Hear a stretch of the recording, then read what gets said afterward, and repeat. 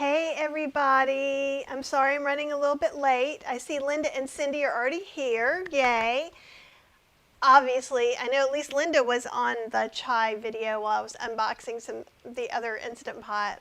I got a little behind, so my apologies to everyone. Though it seems like maybe not everyone is here. Cheryl, can you go on and see if you can? Oh wait, nope, here, I see it now, it's updated. Okay, awesome. So today is the It's Fall Y'all Instant Pot class because fall and autumn is the perfect time for Instant Pots. That's all I have to say. And hey Joanna, and hey Kate, how are you guys doing? So anyhow, I had the brilliant idea to unbox a new Instant Pot on a Facebook Live before I came on, and I got a little behind. So, life happens. Thank you for being patient. So, we're going to make a jackfruit ragu. We're going to make a mushroom stroganoff. We're going to make a corn chowder, and we're going to make a black as night Halloween layer dinner, otherwise known as rice with like a cauliflower sauce and a black beluga lentil butternut squash stew on top. So we're going to cook that all together. So we're going to start off with the jackfruit ragu, and we are going to go ahead and saute some onions. So let me let you get on an overhead view. Hey Elizabeth, it is awesome to see you as always. So what I'm going to do is put a little bit of water in here, and then I'm going to press the saute. And I'm going to go ahead and let that be on more because that just works really well. Let that kind of heat up a little bit.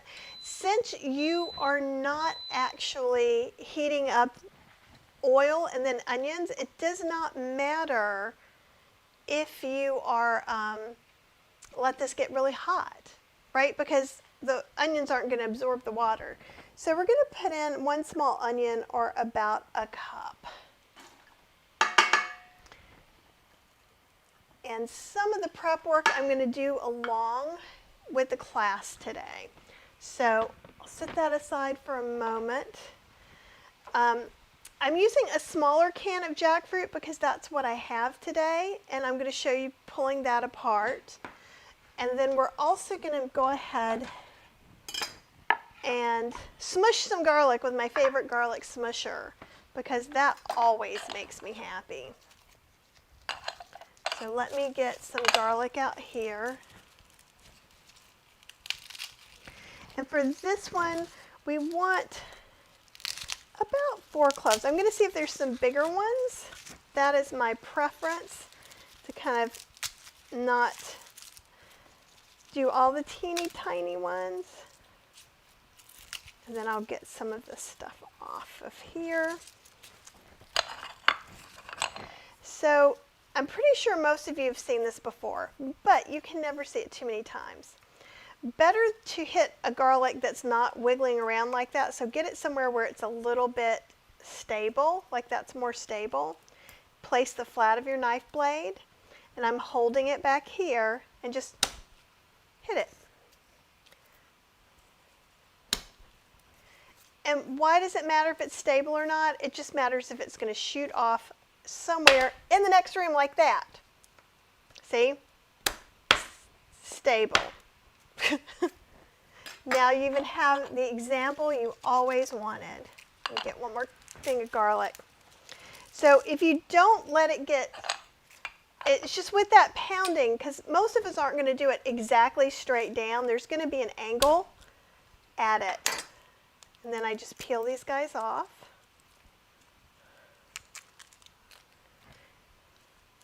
And I'm listening while I'm doing this, and I can tell the onion isn't hot. It's not really cooking a lot, which is why I don't feel the need to stir it. Okay, just going to get those little guys off of there because Cheryl will search through and pick them out. So you got to do what you got to do, people. Okay, great. Yeah, no, you guys haven't missed anything. I actually came in a little bit late. And I'm going to take this over to the trash can around the cat. You're probably going, why is she walking that way? Because there's a cat taking up a dog-sized space over here. Okay. Awesome. Yeah, this is such an awesome garlic smusher. It is one of my favorite things. So then, instead of having to chop or whatever, you just take it and you press down and rock it. Isn't that kind of amazing? The important thing is to kind of clean it, or if you have a big clove like that, to maybe cut it in half. It doesn't love the big fat cloves. It has a little more issue with them.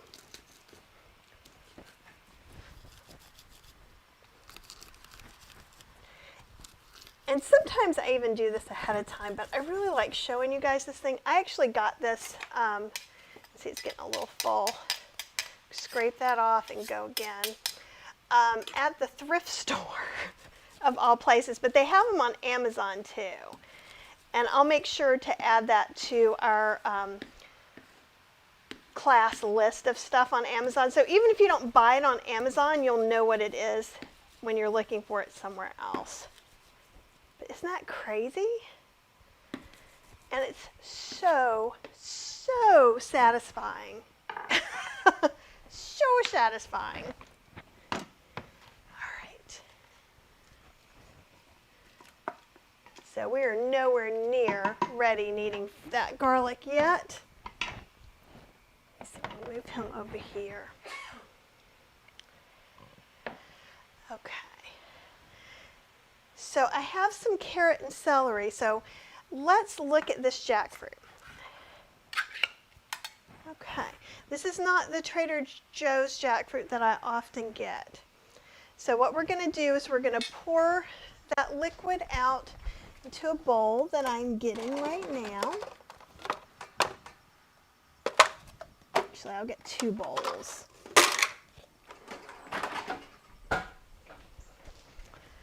Okay.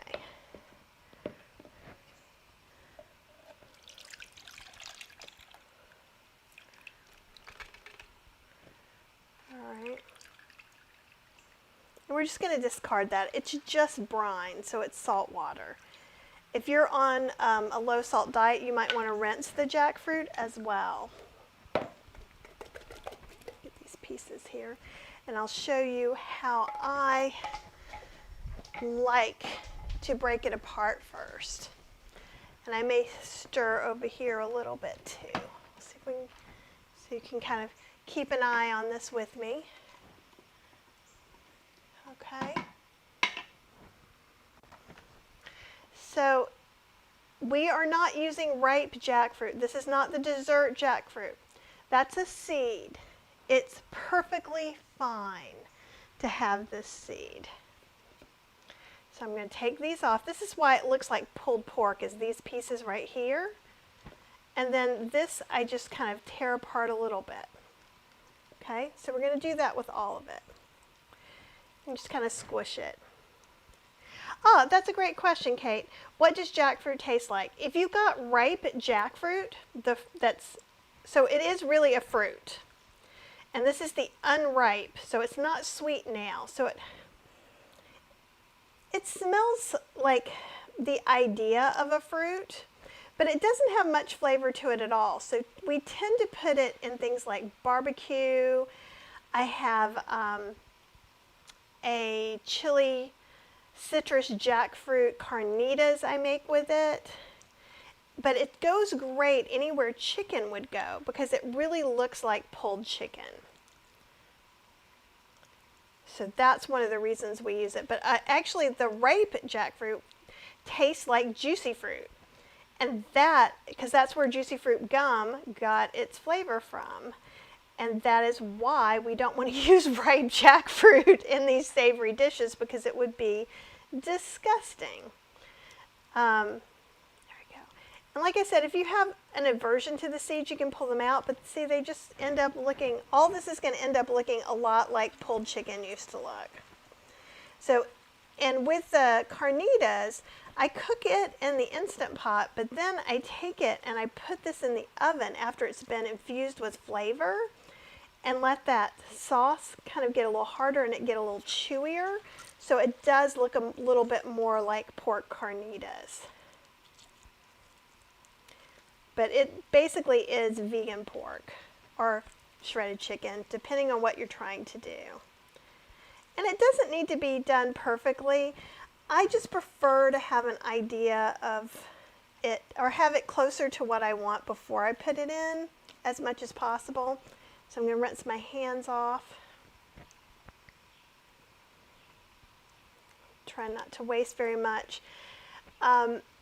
These cans are a little bit smaller, so there's going to be a little bit less jackfruit, which is fine.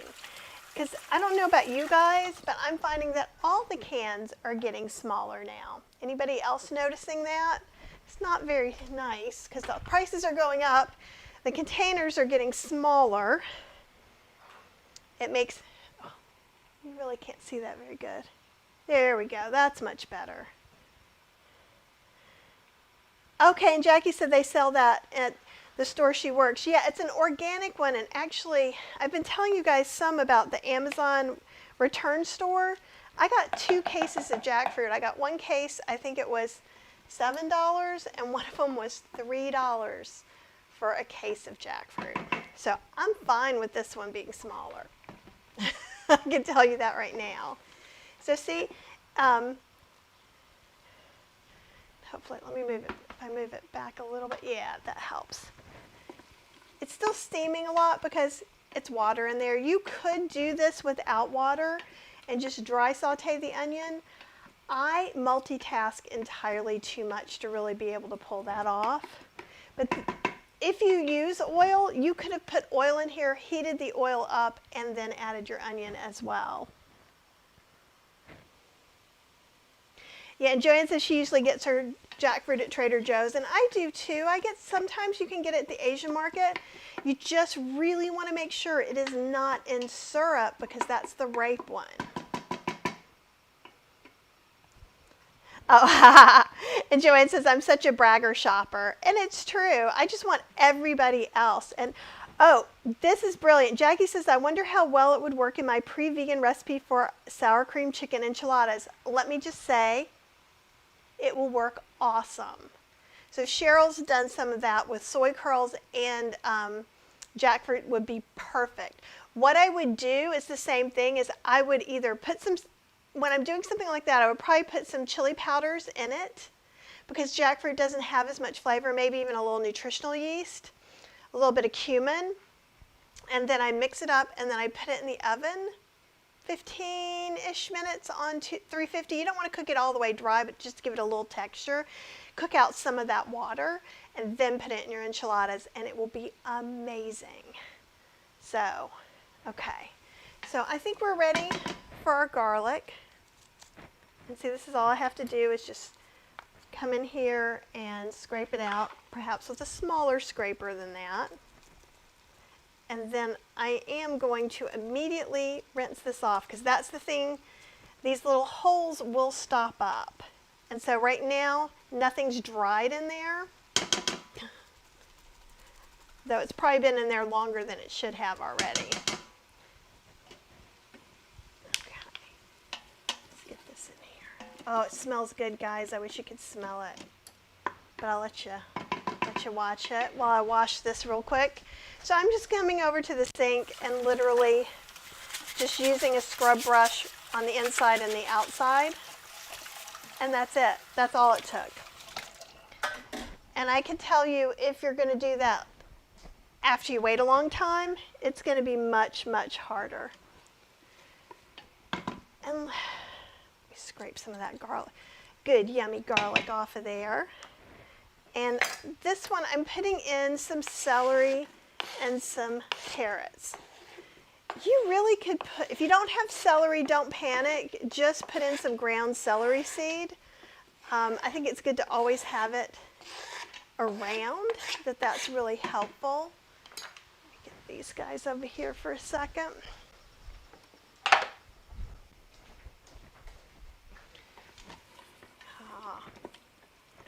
But this is just going to give us a better flavor of a base for this. You could also put mushrooms in here. There's no reason why you couldn't. It's yours after all. Okay. And then I'm going to go ahead. I'm using some crushed tomatoes. You could use tomato puree. Mine has some basil in it, which is just a bonus. But it's okay to use whatever you have and adjust the seasonings accordingly. You could, if I was making a different ragu, and I make a different one that's made with like eggplant and mushrooms and cauliflower and all veggies, I puree that some at the end. And so at that, it wouldn't really matter what kind of tomatoes you're using, like diced or whatever. But since I want this to be a little more lumpy, and I don't want to puree my jackfruit because it's in there purely for texture. Jackfruit doesn't have a lot of protein, it doesn't have a lot of flavor, but it definitely makes a dish look really interesting.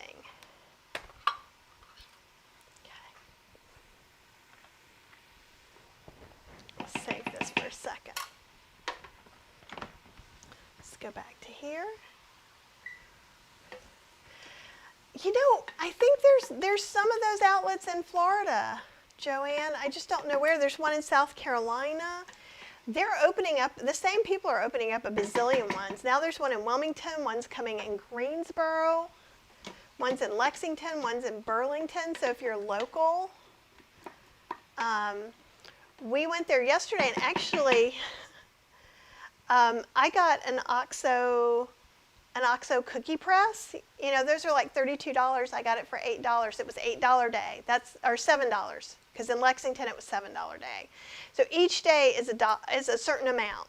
So if it's a tiny personalized salt, it would have been $7. Or if it was a computer. So each day has its prices. So like if you see lots of little things, it's better to go at like the $1 day or the $3 day. Because on $7 and $8 day, you could pay more than what you would pay in a store. They just get these returns and they empty them out into big giant things. It's kind of awesome. I love it. It is my happy place. So I'm going to put the jackfruit in. And I just like to, I do this with soy curls too when I use those. I just kind of like, not necessarily to cook them, but to get some of that water that's just waterlogged in there.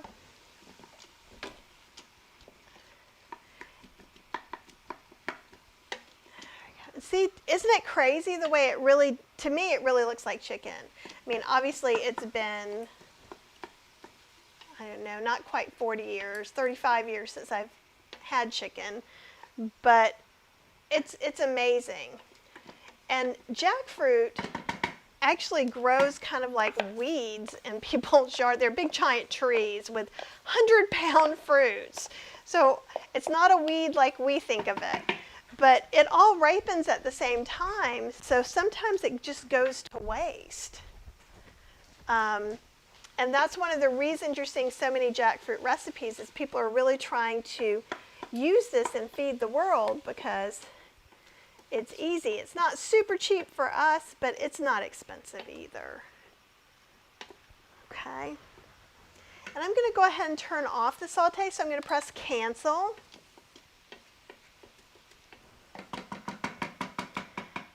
And I'm going to put in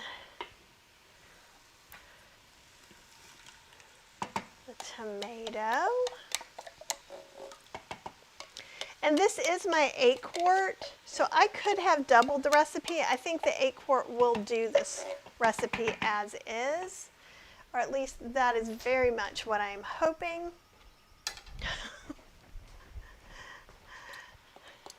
Because I wanted to not use my little 3-quart that I'm mad at. And that's my 3-quart Evo. And it just, there's nothing wrong with it. This new one, we'll talk a little bit about it when we get to it.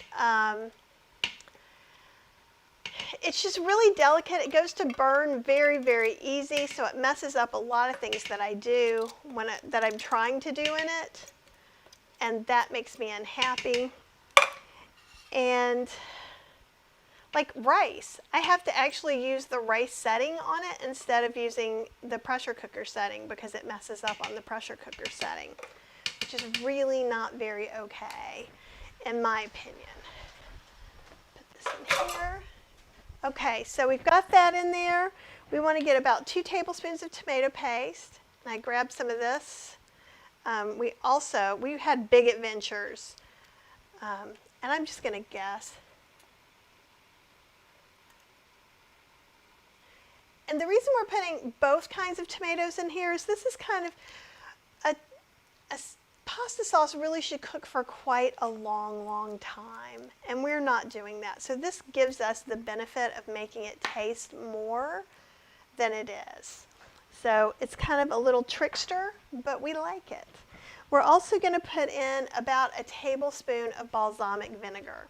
This one, actually, this is Napa Valley Naturals, and I got this at the Amazon store. It's really, really thick. Here, I'll let you guys see from the top.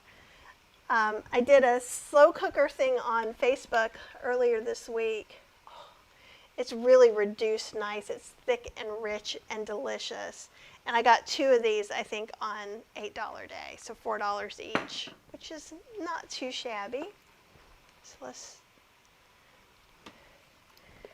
So both the balsamic and that tomato paste is going to make this a richer, happier thing. Okay.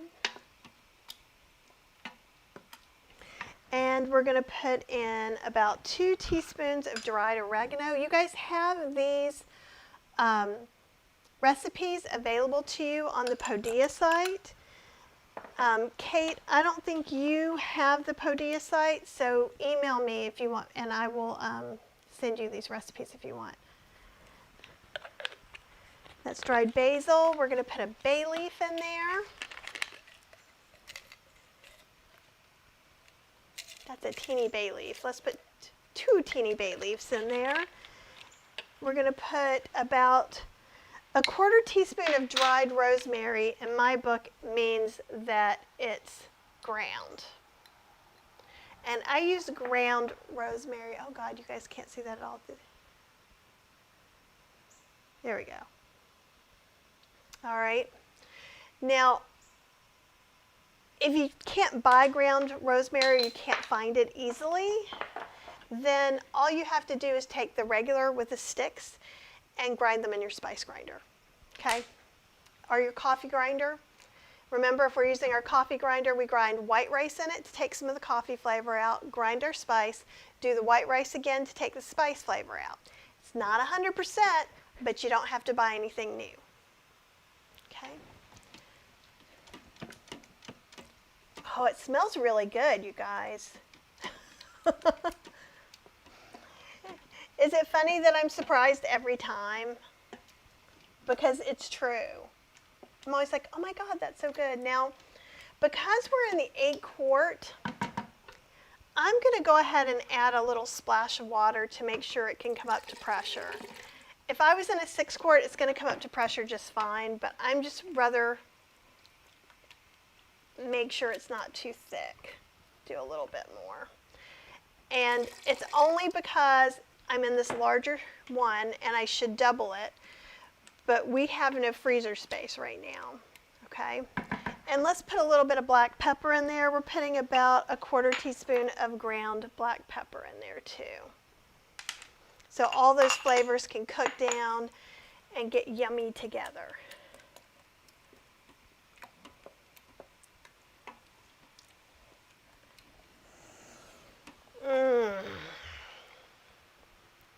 It smells like Sunday pasta dinner is what that smells like. Okay, so what I'm going to do is I'm going to put the lid on. Let me make sure I'm where you guys can see this. Okay, so in case you're new, let me see if I can get that to.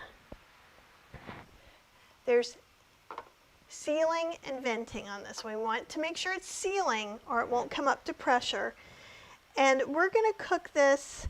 It says in the recipe to cook it for 10 minutes, but let's just try 15 and see what happens. So I'm going to press pressure cook.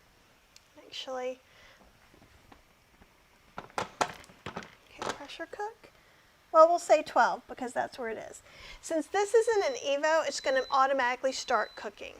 Okay, so I'm going to move that one over here and put these spices here. I'm going to make some other room over here with these chai spices that we're not using at all right now, because we want to keep these to the side. And one of my kind of words of the month is reseason. Taste, reseason before you serve, because it's really, really important to do that. Let's see, which one am I going to do? Let's do the stroganoff. No. Let's do the corn chowder. And Joanne says, I have no freezer space and no refrigerator space. I know. Actually, I am thinking very much of having Howard and Mia come over here. That's the mushroom stroganoff. We'll do that one and the smaller one. Okay. The corn chowder should be pretty easy to do in this new one. So I'm going to move this here. This is what's always exciting about me doing classes and me being 5 foot tall. Okay. I'm going to keep those over there. And wipe that down again. Okay. So this is the new Instant Pot, and look at that. So this has a thing that comes out, but the lid is still solid stainless steel. And they have an extra thing that you buy that you can put ice in to help make things come down from pressure quicker. And we'll look at that later too. See if I cleaned it well enough. It is kind of like an Evo. It is called, it's called the Duo Evo Plus. Duo Evo Plus, people, because there's a Duo Plus, there's an Evo, now there's a Duo Evo Plus. Never going to remember this. Okay, so we're going to put it on saute. I have only, oh, actually it has been on to keep warm. I will cancel that out. And I am new to this interface, so it's going to be exciting for all of us. We're going to saute some onions, so I'm going to put a little more water in there. And we're going to put this to saute. And the temperature is on high, which looks great. And we have to press start on this. On all the Evo ones, we have to press start or nothing's going to happen. So with this, we're going to use about a half a cup of onion.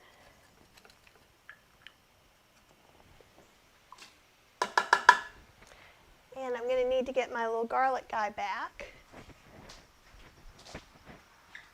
which is right here.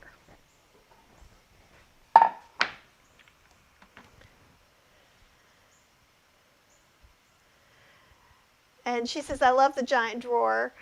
All of our drawers are normal size and I have a hard time storing utensils and gadgets. Yeah, well, it's like this counter is 3 foot across and probably 6 foot. It's taller than me long. But so that's more than half of me. So sometimes it's a little rough. And I know I was just going to get something and I forgot, oh, the knife. Okay, because I'm going to do some garlic for this one. Actually, you know what we could do? This one's calling for 1 teaspoon. So this is the one we shot across the counter earlier.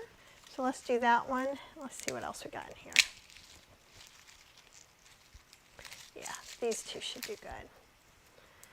Okay, so we'll do this again, and I'll get my garlic press, or my garlic smusher. Garlic press is too mundane for this cooking class. We need something that gives us more emotional release. Right? It's been a little bit of a tough year, an unusual year. And my garlic smusher has definitely been a very big help to me on that. Okay, just going to get all these pieces and parts off of here. Cut the little stem part off. Okay. That one came off nicely.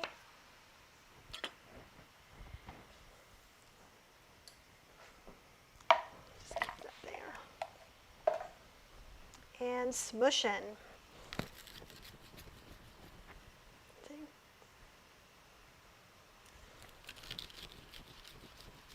And see how it's not going to all smush in the same place though. So like again, earlier I had to take some of this off like this, just scrape it off. Make sure you're using the back of your knife and not the front of your knife, because if you're using the front of your knife, you're ruining your knife. And I don't want that for you. It's a little more than a tablespoon, but it will be fine. And look at my new little cute spatula.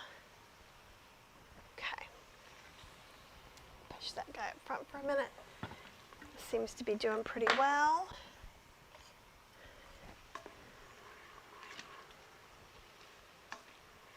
Okay. Now I do have a few more things to cut up for this. So actually, let me bring the other cutting board. We've got some spices. I'm going to cut up a couple of carrots that I've washed. And I'm going to talk to you about your potatoes that may be sprouting. First off, it's okay. It's okay if your potatoes are trying to sprout.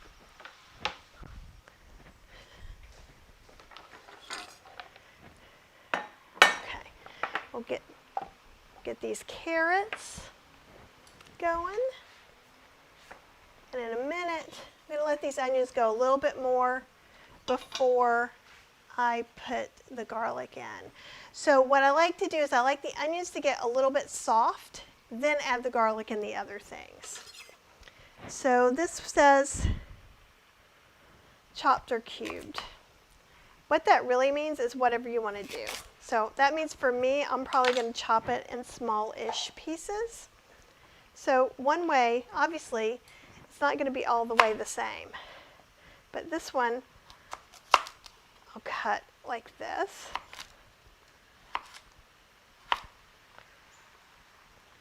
And I'm not really big on a precise dice. I am not a chef. I don't have to be, right? So if you want to dice them properly, you go right ahead. If you want to use frozen, you go right ahead. You want to use yellow, purple, red carrots? Guess you know what I'm going to say next. You go right ahead. Because this is your corn chowder. It's nobody else's but yours. And if your family has some ideas of what they'd like, they can request them. But don't let anyone tell you who's eating your food that you've done it wrong, because you haven't. You've done it the way you like it. And it's okay to have things the way you like them sometimes too. Now, I have a picky eater, so I know we can't all have everything we want. And you may be wondering why I didn't skin these, because they're organic already, so I washed them off and that's good enough for me. But you could totally skin them if you don't like the skin. I'm just being more lazy probably than you would be.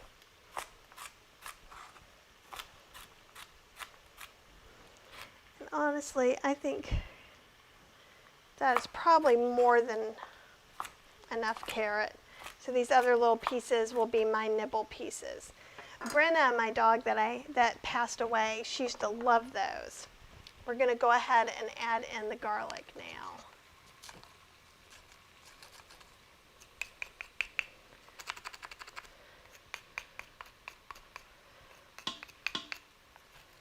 And you can see there's a lot of stuff in there. That's what we're going to rinse out in just a minute. Okay. There we go. Okay, so we've got that. I've washed these potatoes too. So when you have eyes like this, you just want to make sure that you've cut off the part that's trying to grow, because you're not supposed to eat the eyes. And there's a good place to cut it right there. Okay, then I'm going to cut that one off, that one off, a couple little ones. And see how some of them have little dark places? You just want to make sure you don't have any of that.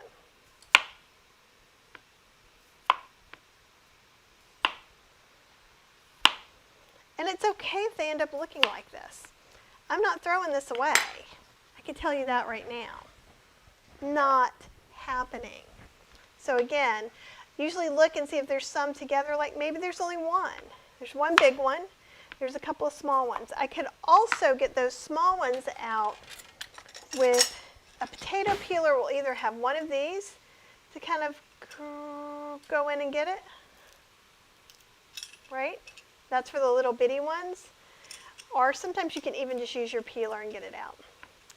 And again, these are organic, so I'm not peeling them.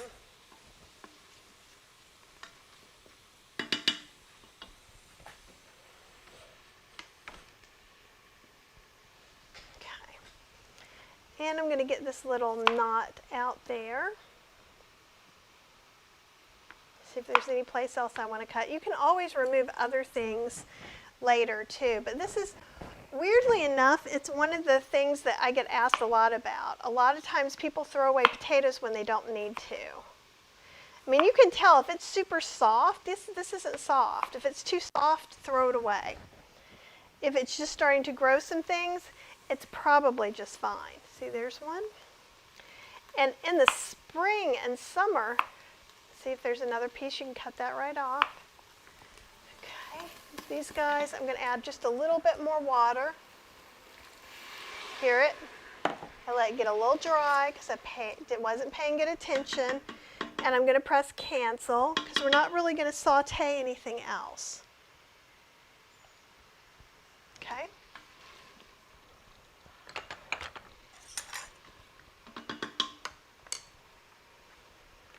And then I'm going to take these other little pieces. So in the spring, and be an experiment. Depends on how warm you keep your house. You can put these in and get potato vines.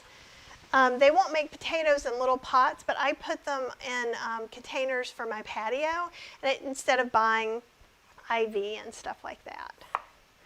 So I'm just going to cut these up into similar-ish size pieces. And again, it's really up to you. If you love big chunks of potato, you can make this big chunks of potato. You just might have, let's see how long we're cooking it for 10 minutes. If you made really giant pieces, you might need 12 or 13 minutes, but probably not. And that was our 8-quart starting to cook.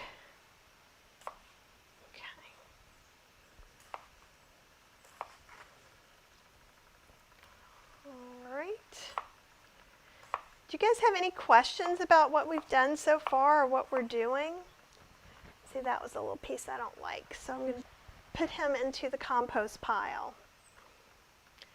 And that happens more than I think. See, like here, there's something here, and I'll take that piece out. There's a little bit of it here.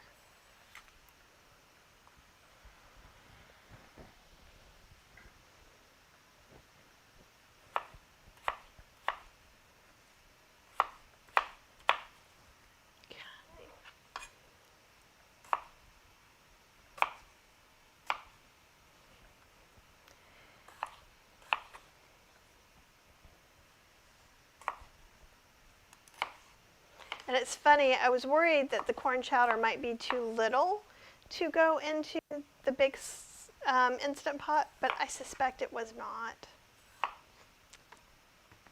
Especially with me adding all these extra potatoes, I think I'm almost ending up making 1.5 batches.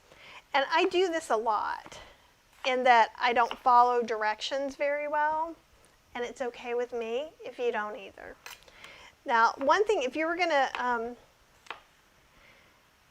we're not going to put the milk, the non-dairy milk in here for cooking. we're going to add it later. So you can make an extra big pot, freeze it, and add the non-dairy milk later is what I would recommend that you do. So we're going to put all this stuff in. I need some bouillon cubes too. And so you guys know that I make my own. And you can get the recipe at Plant-Based Instant Pot or Healthy Slow Cooking. And each one of these is about 2 tablespoons. And so I'm going to use, it says to use 1. I'm going to use 2 because I'm feeling it today. So, and all that's in these cubes are onion, carrots, celery, thyme, and nutritional yeast. So they're super inexpensive. And also I'm going to need 3 cups of water, which I don't quite have here. So let me get a little more water. And I'll get our corn too. I'm going to do a little extra water. Let me also get my kitchen shears to cut those open. Okay, so we're putting about 3 cups of water in here. I'm going to put all these yummy veggies in. And corn chowder I love because it's so hearty and flavorful and delicious and inexpensive. And if you're not feeling good, you probably have some frozen corn, potatoes, and carrots. Okay, let me let you see kind of what that's starting to look like. Okay, we may even put some more water in there. And I'm going to kind of measure. It says 3 cups of corn. I got some frozen corn. Like during this time, especially, let's just see how much is it. It's 2 cups. I want to get all the corn out of the nooks and crannies out of there. Okay, we'll cut this guy open and measure a cup out of it. Again, you could also just choose to dump all of it in. It's your stew, it's your soup, it's your dinner. You make it the way you want to make it. Let me get this guy where you can see more. Okay. So yeah, I think we'll leave it here water-wise, and then we'll see if we want to add more after we add the milk in, which we may very well want to. And I'm also going to ask Cheryl to go downstairs and get me one of the unsweetened soy milks. Okay, so we've got that going. Now let's get some good stuff in here. We want to get some thyme. So we're going to do about a teaspoon of thyme. 2 teaspoons of thyme is what today feels like for me. And marjoram is supposed to be ½ a teaspoon, but we're going to go with a teaspoon. I usually like to keep my corn chowders fairly basically seasoned and really let that corn and carrots and potatoes win out a lot of this flavor. So we are going to do a little bit of either liquid smoke or smoked paprika. And this is a new liquid smoke that I found, Living Naturals, and it's super pure. It doesn't have any caramel coloring in it. It doesn't have any weird things. It's just liquid smoke. You can just set it to the side. That'd be great. Thank you, Cheryl. Nah. So I say ½ a teaspoon. And if you notice, this one's a little lighter colored than some of the others. So a lot of corn chowders have bacony flavors or crushed bacon on the top. And this gives us that same darker flavor tone that would. Yeah, I love corn chowder too. That is also why I don't mind making a ginormous batch of it. And later on, what we're going to do is add salt and pepper to taste, and we're going to add some unsweetened soy milk. But you could use really any unsweetened non-dairy milk that you want to use. I'm going to use this guy again. I'm going to try and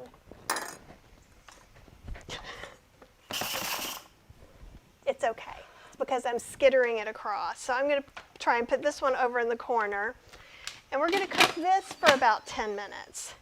So if you were sauteing on your Instant Pot, you'll have to go from saute to cancel before you can make it be something else. So now we're going to go to saute, not saute, from saute, cancel.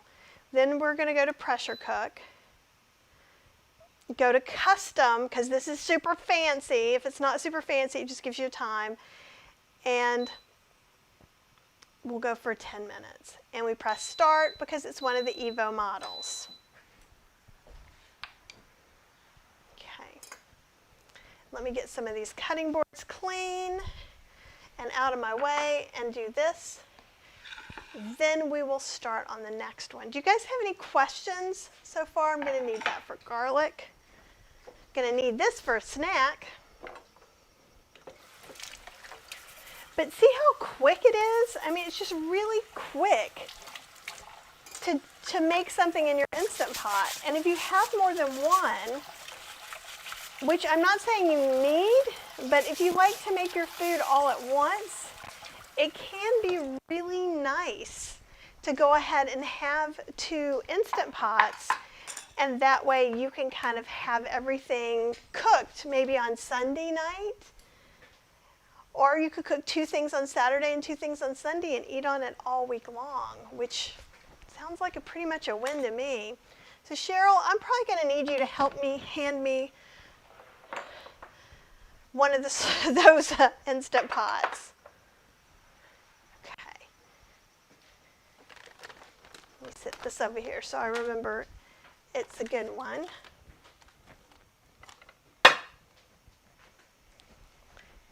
And, oh, actually, yeah, awesome. Thank you very much. This is why I need to have more than one slow cooker. That was this coming off. It doesn't like to necessarily stay where it's supposed to be. Okay, so I'll have him over here. I'm going to go ahead and go to the mushroom stroganoff. And we do need a couple of extra things. We're going to need some bouillon, and we're going to need some cauliflower, and we're going to set it in a little differently.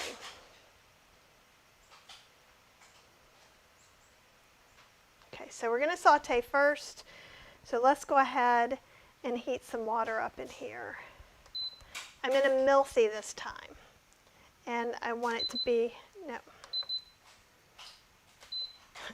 Each one does a little bit. With the milsy, you have to press the actual saute for it to go up a little bit higher. So we're going to get a little water in here.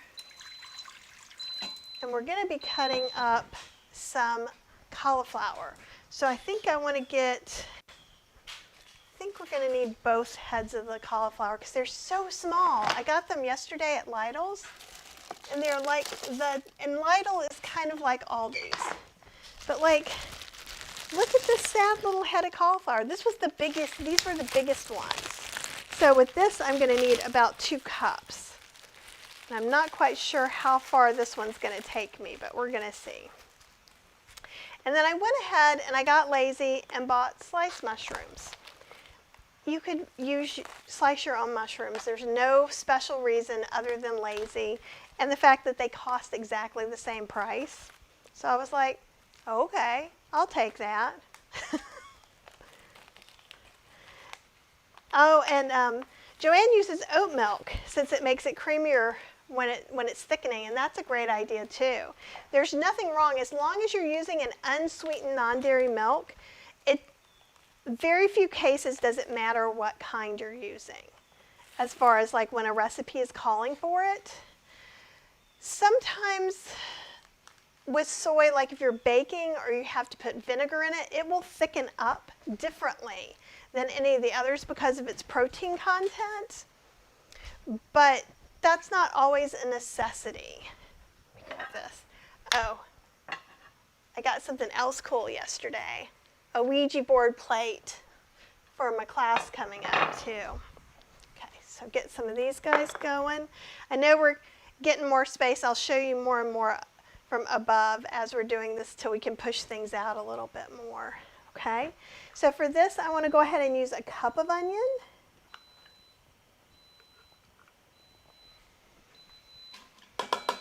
And that beeping is our ragu. So it is already done. We're also going to do some minced garlic. Okay, have these guys over here. So we'll mince our garlic first. We're going to do about 1.5 teaspoons. So I'm going to see if I've got some maybe bigger cloves on one of these heads of garlic.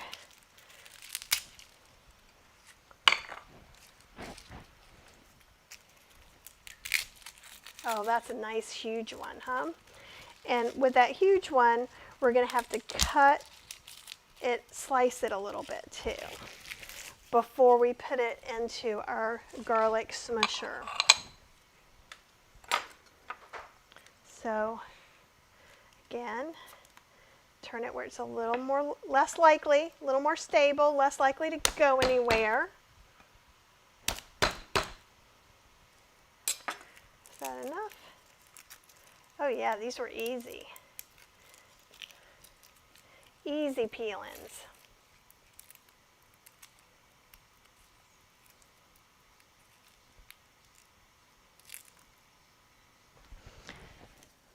Do you guys, have any of you made mushroom stroganoff before? To me, it's one, like mushrooms and fall just are really awesome. So I'm going to just slice this a little bit, and I may even cut it a little bit, just to kind of give it a chance to not really foul up our system. So then I can do it little by little, and that's helpful.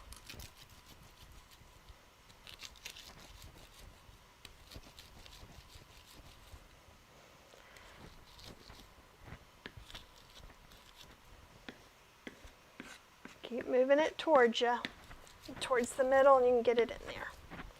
And again, see how you can kind of tell if you need to scrape anything off because there's nothing there now. So we're good to go. We're good to go for that. Now also, I want to go ahead and cut up some of this cauliflower. So let me rinse it really quick. We'll break that down while the onions are cooking. There's a lot of leafy greens part to this cauliflower that, let me see if I can come in here and cut some of that off just to make our lives a little easier. Yeah, there we go. Okay, we'll rinse that.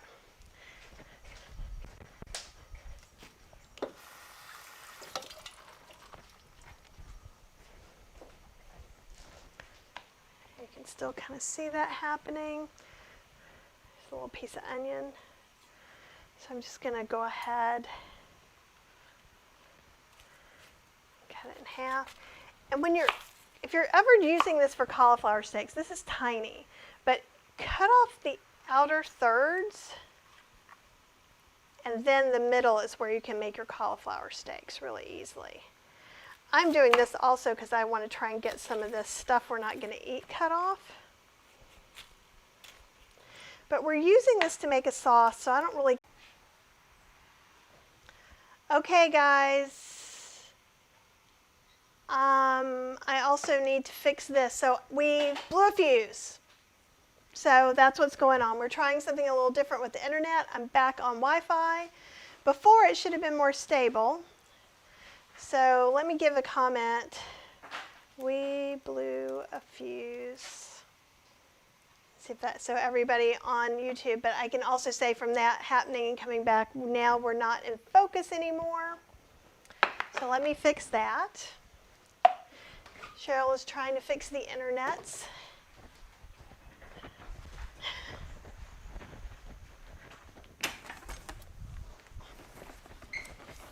It's been been that kind of a month, people. So what I do when I'm doing this by myself is I actually put this Instant Pot thing here, and I'm going to do that, Cheryl.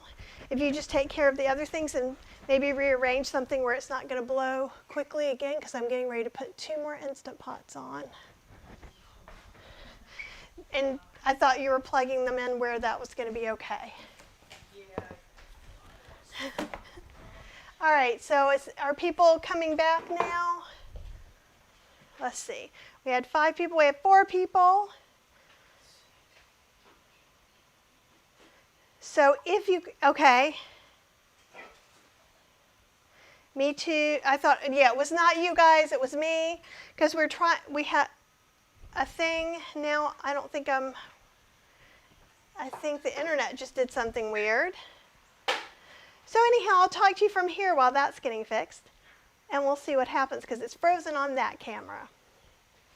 Oh wait, now it's moving. And you unplugged that camera. I didn't unplug the camera. Okay.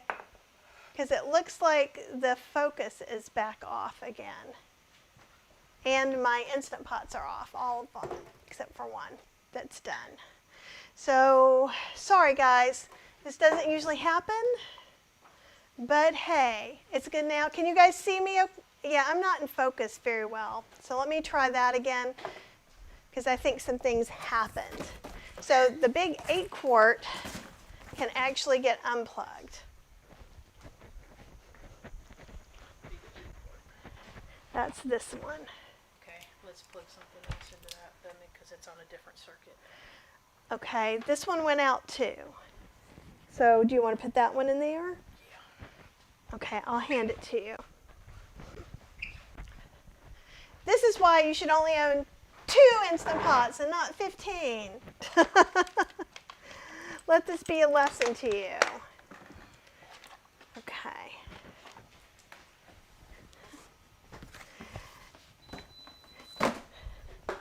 All right. And Jackie says, I've had so much trouble with the internet over the past month. Oh, and I had that because, can you see if you can focus me? Because it's still not. Or can we trade places? Yeah, let's do that. It's easier for me, because I use the camera a lot, it's easier for me to focus. You just wave and look pretty.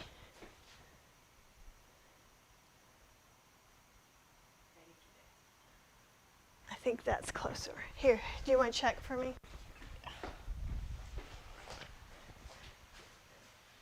Yeah.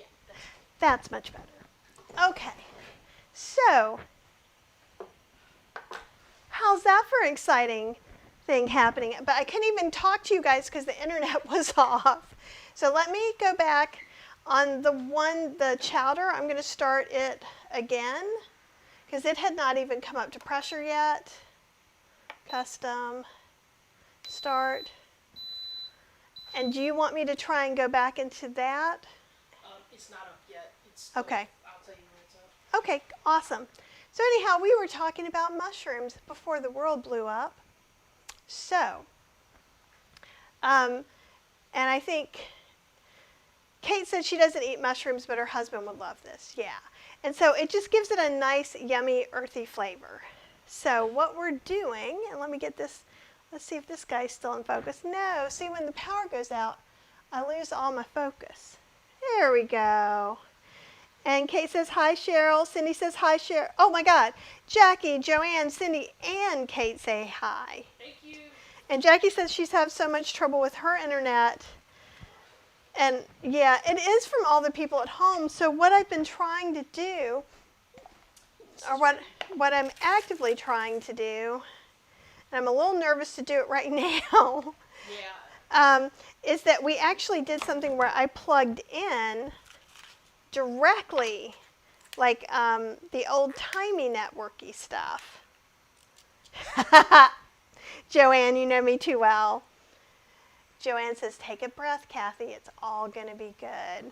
And you know, honestly, I'm less stressed than I thought I would be. What I was stressed about was when I couldn't get anything to get onto YouTube to tell you guys what happened. That stressed me out. But do you want to check? Because I'm going to be adding that one into the mix. So why don't you check? Yeah, I'm going to be turning this one on. This one should be on saute. And then that one's going to go on. So it's going to be this one, and this one. We did 4 the other day and it was fine. I don't know if the internet Do you have 2 8-quarts plugged in No, right no 8-quarts are plugged in right now. No 8-quarts. There was an 8-quart, but it was just on warm, so it shouldn't have been pulling very much. Get those back on saute. Oh, you're so fine. Thank you, Kate. And I'm fine. It's just one of the things you guys don't see behind here is she has 80 bazillion long extension cords that go from all the different outlets. So usually, and last time I think I plugged everything in and nothing happened, but this time we also have plugged in like a router. Is it a router over here so that I could plug directly into it? And I think that may have had an issue too. Also, it could be that maybe the Duo Evo Plus pulls a little more power than a normal 6-quart. It could be lots of things. But this is something that shouldn't happen to you at your home. Unless you're Joanne. Joanne may have 6 Instant Pots that she plugs in all the time. I've never ever plugged 2 air fryers into the same circuit. So, and Cheryl's saying you can't plug 2 air fryers in. We've blown fuses a bazillion times during air fryer classes especially, but usually the Instant Pot classes go pretty well. And I literally only had 3 plugged in, or 3 running. So, okay. All right. And I think Cheryl will have to cut some of this out. Or perhaps my friend Kate will cut some of this out for me. Oh, I have promised to show you the electric maze. I don't know if today's the day, because do you see how clean it looks back here? It's because it's all over there. Like I have the dining room table piled up with all the stuff that's normally over there. Busted! Okay, so I'm going to cut this into just some kind of large-ish pieces. And I say in the recipe, actually, where did I put the recipe? I think, so it's from the first book that I did. So I do some things a little bit differently. You know, we always learn and grow as things go on. And I had it wrapped in foil. Now, I had it wrapped in foil to make the cooking time not go as long for it. So that you can put towards the top of your Instant Pot asparagus wrapped in foil, parchment wrapped in foil on top of some other things cooking, and then your asparagus won't be overdone. So what I'm going to do is just cut this into really big pieces. Because also it's such a small thing anyhow. This poor tiny little cauliflower. Okay, so I'm going to set that over to the side for a minute.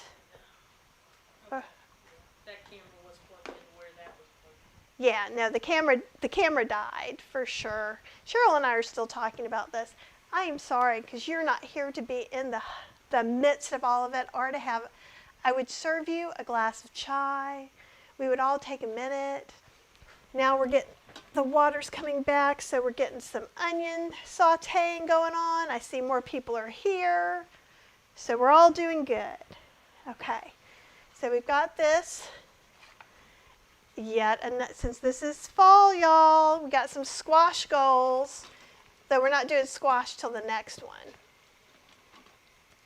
And we'll get this going, then we're going to look at our ragu.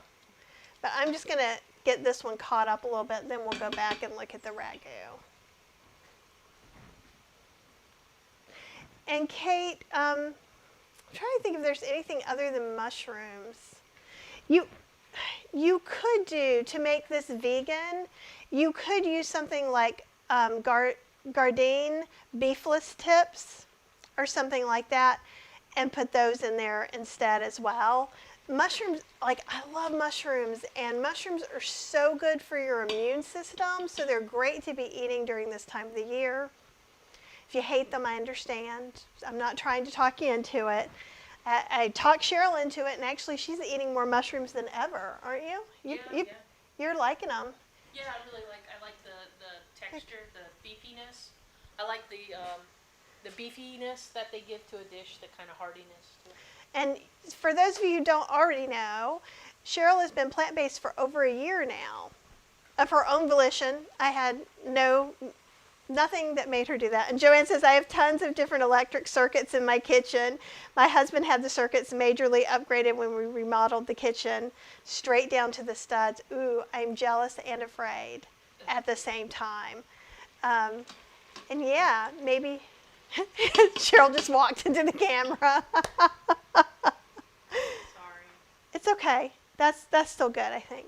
I had an apple in my hand and Cheryl saying she had an apple in her hand and she doesn't know where she put it down.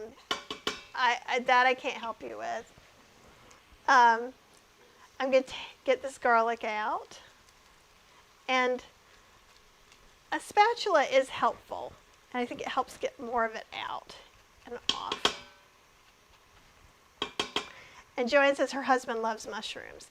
And one of the reasons I do this with a little bit of a cauliflower sauce is to make it a little more whole food, plant-based, SOFAS-free kind of thing. If you really hate cauliflower or can't deal with the flavor, you could make a cashew cream or use a store-bought sour cream and just saute your mushrooms with all this too. So we're going to give this guy a little rinse one more time.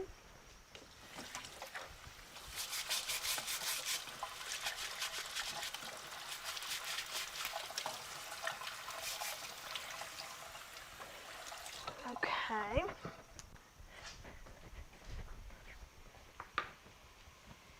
All right, let me let you look in here. And there's very few things I'm going to put in here. I'm actually seasoning it. Got to go get a bouillon cube, but we're just using some dill, and then later on we're going to be using some, we're using some paprika, and we're putting that in about now, actually. Let's put about 2 tablespoons, not 2 tablespoons, 2 teaspoons. And this is a half a teaspoon. While I was at TJ Maxx or Home Goods, I forget which ones we were at, I got this is a giant jar of paprika for $4. So that was pretty awesome. I feel like that's a good find. And that's the part that's really good, this kind of creaminess with the paprika and the little bite of dill. It's really yummy. Okay, and I'm going to go ahead and put in some of the mushrooms for right now. Even though in the recipe I say just go ahead and let them cook in the Instant Pot only. And a lot of times, even if I buy them cut up like this or I cut them up myself, as I go along, sometimes I'll just cut it up with my spatula a little bit if I think they're too big. Look at that red paprika goodness.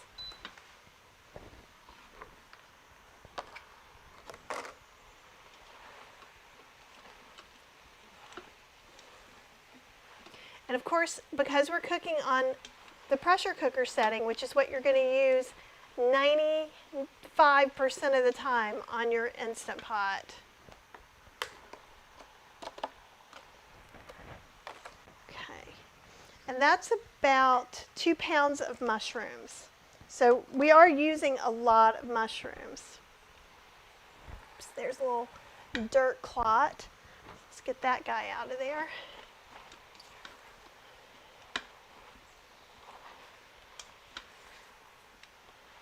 And I'm going to go ahead and I'm going to cancel and turn off the saute because it's still warm. We're still getting that happening. See how it's starting to just saute some of these a little bit? It's going to help it release a little bit of liquid. And then we're going to put in a bouillon cube. So let me grab that out of the freezer.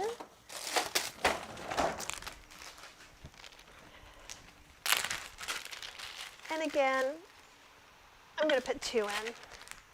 I made these smaller than I make my normal bouillon cubes, so I don't feel that bad about amping them up a little. And it's okay that they're frozen. In fact, I could have used frozen mushrooms in here too, and that would be fine. This is that hunter's stew. You know, you're out in the woods hunting mushrooms, which I don't know how to do. So I can promise you I'm not putting a random mushroom in my mouth. We're going to put about half a cup of water. You can put a little bit more. We just want enough for it to come up to pressure. So that should be enough right there in a 6-quart. See how they're just coming apart if I want to make them smaller? There's no need in the world to re-chop them. Okay. I'm going to add just a little bit more. The mushrooms are going to give off a little bit of water too. And we're going to put in some dill. We're going to put in about 1.5 teaspoons. So about half a tablespoon. Oh, do you guys like dill? It's so delicious.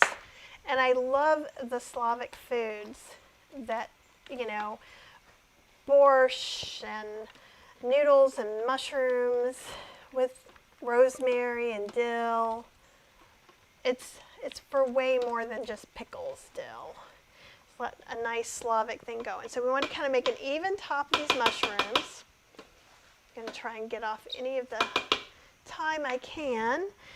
And then I had put this up here. So I'm just, because these are pretty much together, I'm not going to worry if a couple of pieces get in there. I'm just going to sit them up here. Okay. All right, so that's what I'm going to do instead of wrapping it in foil. If you are super, super particular about how your cauliflower is or gets cooked,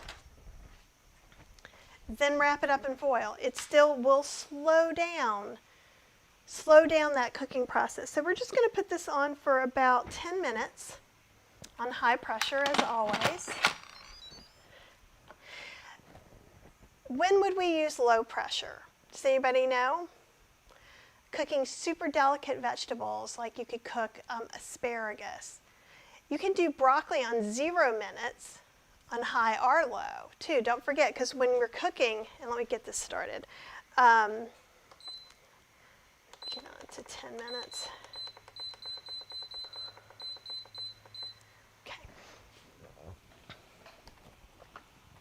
So what happens is, so it's not like in an oven.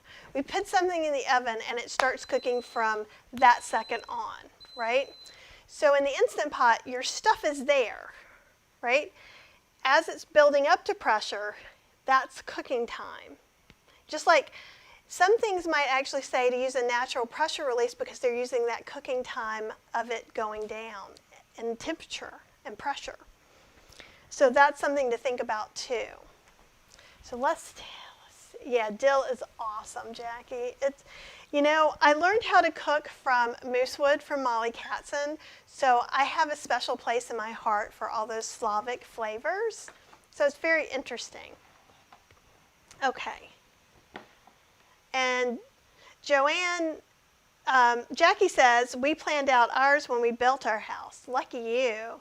The men all gave me a hard time about so many outlets. I know, and I have a good amount of outlets. The problem is they're all tied together. I've been keeping the Breville here, and it's on the same outlet as the microwave. So those two can't go at the same time. You don't ever see it, but I have another computer. I have an iMac over here that's on the same circuit as like my blender and some of these other things. So it gets exciting. So the pressure has long gone out of this jackfruit ragu. And so what we're going to do is we're going to take a little taste. Actually, I don't want to lose my little bookmark. And because right now, I'm not really putting anything in necessarily, except for just tasting it and seeing.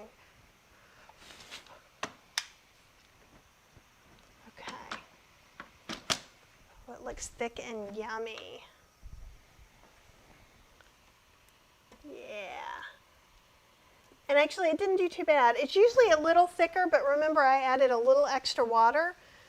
which, considering the power went off and it sat here for a while, it's not the worst case scenario.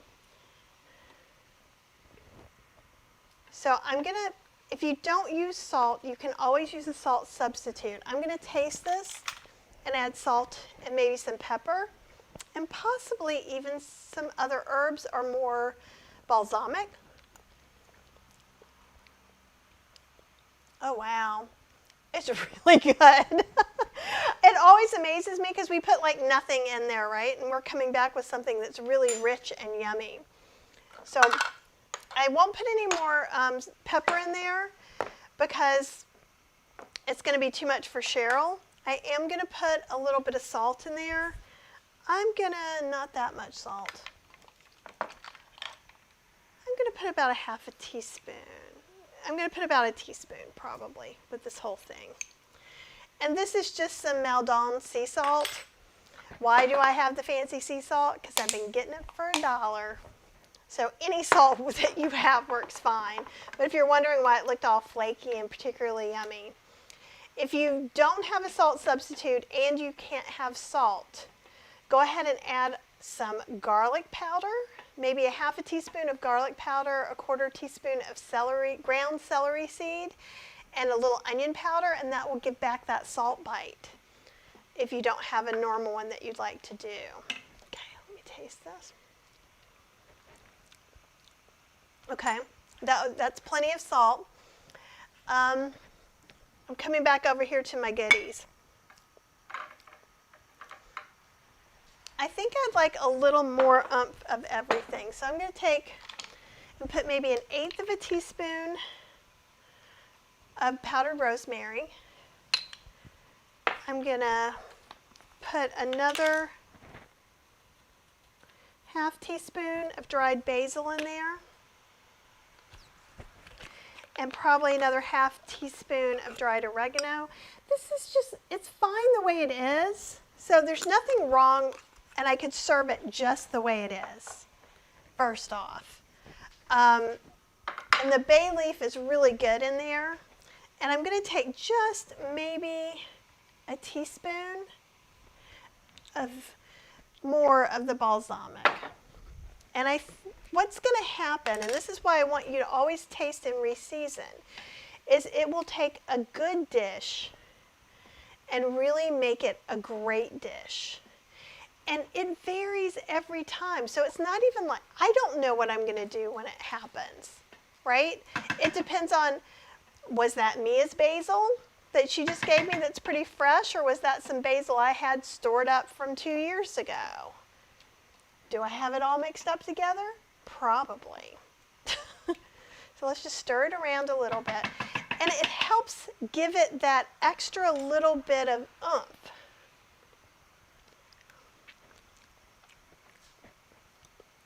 Hey Cheryl, come taste. Just told me to hold on like I'm not actually live doing a class. So hold on, people, for Cheryl. Let's just, oh, you're behind the thing. That's really tasty. Yeah. Is that spaghetti sauce? Mm-hmm. I'm ready for that. Okay. Yay! That was some thumbs up on the spaghetti sauce, as she so calls it. Otherwise known as fancy jackfruit ragu, people. We work hard for these. So I'm just going to sit this over on the stove. It looks really good too. So it's definitely a dish that you could serve company. So if you have some non-vegan people coming over for the holidays, it would be interesting. Some people are going to freak out about the jackfruit, though, I have to tell you. So I leave it up to you. You could do this without jackfruit. You could go and do some ground, like Beyond Meat or Gardein or what's the other one? I can't think of the other one now. One of those with the ground beef, you could use that instead. Or you could put mushrooms in there. Chopped mushrooms, maybe like 2-3 cups of chopped mushrooms instead of the jackfruit. And there's not a meat eater, I think, that would turn that down, except for mushroom haters, Kate. So I'm not saying that you should like it in any way, shape, or form. So we're going to go back to our chowder, okay? And I'm just trying to see if there, yeah. Got some non-dairy milk to add and salt and pepper. So a lot of times I'll just use this silk unsweetened, but you can use whatever you want. Don't feel like you have to do what we did. And we got this really cheap at the Amazon store, which was super awesome. Okay.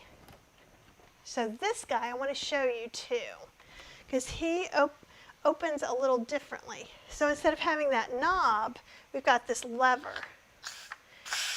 And we also have this extra shield, and down below it's a little bit different. So normally on a soup, I'd be doing like this over and over again. I'm going to try and move this where it's not going right on the camera, but you can see. But see, it's a very fine mist, and most of the condensation is kept in there, which is pretty awesome. So I like that for sure. You guys can kind of just see it from the side. You can sort of see that going on too. And I think I want to use my, you could use an immersion, I'll bring out the immersion blender. You could use the immersion blender or not on this, depending on how you like your chowders.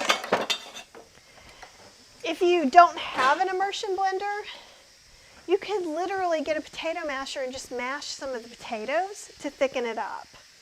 Because that's one of the things that I find that you need it for. And it's going to be exciting because I'm going to play with outlets again. Yes, I am. Because I cannot learn my lesson, people.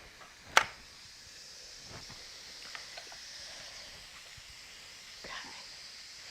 And it'll take a while. I see a little piece of carrot that's here in the moat of things that should have gone inside. And another thing that's different about this one, and I really, really like the way the release is. It makes it much easier on me. And Cheryl, if you want to, you can take that 8-quart off the thing and move the Vitamix closer to me. And you can move anything else that you need to.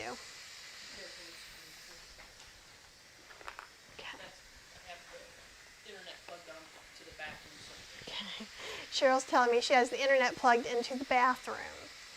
So we definitely are going to have to do a little testing on this one.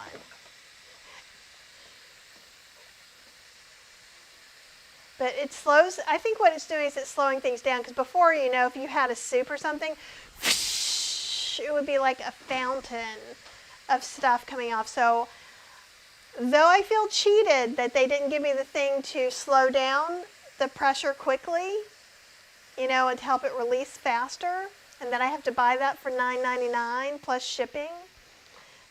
Don't like that, but I really like this. I really like this. I think also it's nice that the insert on this Duo Evo Plus is can go on stovetops officially. I know some of you have been unofficially doing it, but this one's actually made for it. And they've really slowed down the pressure release, which is awesome for things with liquid. So, Boca, that's it. Thank you, Jackie. Yeah, Boca, when I was talking about the faux ground meat. And yeah, most people don't use low pressure. It really is like you could use low pressure and do greens, but what I do a lot, even in the Instant Pot, so if I was making this without making it by the recipe, chances are good I would put a few giant handfuls of minced kale or greens in there. And then I just let it cook with the temperature it's already at so that it stays pretty green. We're getting there. We're getting there. Another thing, we did put some bouillon cubes into this corn chowder, But as we're tasting things, I'm going to go ahead and pull out the nutritional yeast because we might want to add a little bit of that in too as we're adjusting flavors. So we've got, I think I have it over here. Nope. Is that going to continue cooking afterwards, or can when it's under? Yeah, you can unplug it. Well, don't unplug it yet. Yeah, because it's doing its thing. Sounds good. Because you were going to, I'm going to plug the big guy into that one. it should be able to be over here. It always is over here. Okay. Yeah. It's not going to go with this one. Okay. See, and the pen dropped. I don't know if you guys heard that. That wasn't loud. It's louder than it used to be. This, okay. And I'll put it over the top so you can kind of see what we're working with. And the water comes out from different places on this one than the other one. So that was a little disconcerting. You guys didn't get to see that because I had the overhead on. Okay. So this is, no, I'm good. Okay.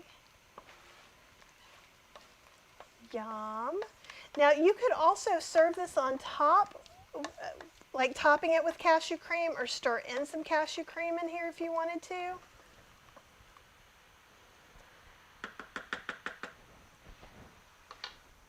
I just put that to the side somewhere.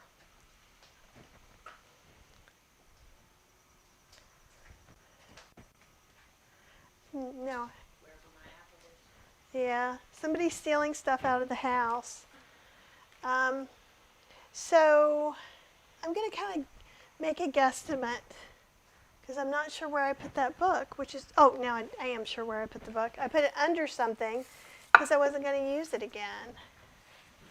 All right, yeah, about a cup of sweetened soy milk, unsweetened soy milk, salt and pepper is what we're looking to do. So I'm going to guesstimate.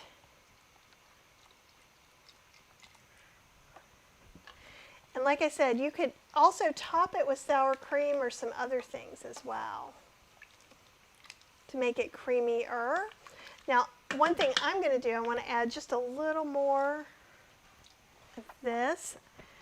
I'm going to probably start with about 1 teaspoon of salt and a 1/4 teaspoon of pepper.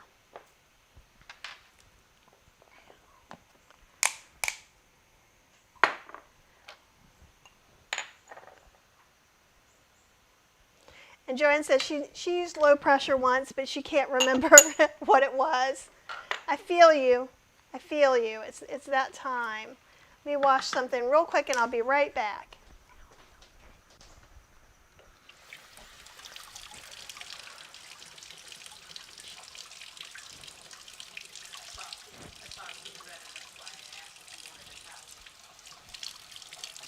Okay, so I'm trying to be all slick, but I really kind of burned my wrist. I'm not really washing anything off. That new lid leaks different places than the other lids do. So when I took it to the side, like I take all the others, stuff actually leaked out on my wrist. It's not like going to somewhere worthy, but it's a little ouchy.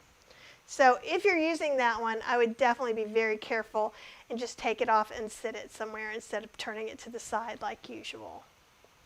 All right, so the way I like to thicken this up is just to do, you're not going to puree all of it. We're just going to stick an immersion blender in there and get a little bit of it going.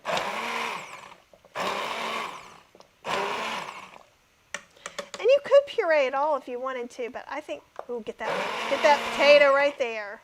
There we go. And to me, that looks much nicer. It smells good. Yeah, it smells really good. So I'm going to rinse this off. And then we're going to come back and I'm going to see what I need to do to re-season it. Also, I like to rinse the immersion blender immediately, kind of like the garlic press, because if not, it's much, much harder to deal with once everything gets dried on. Okay, so let's stir it around. And you could have pureed more. Usually I puree about 1/3 of it. And let's get our tasting spoons.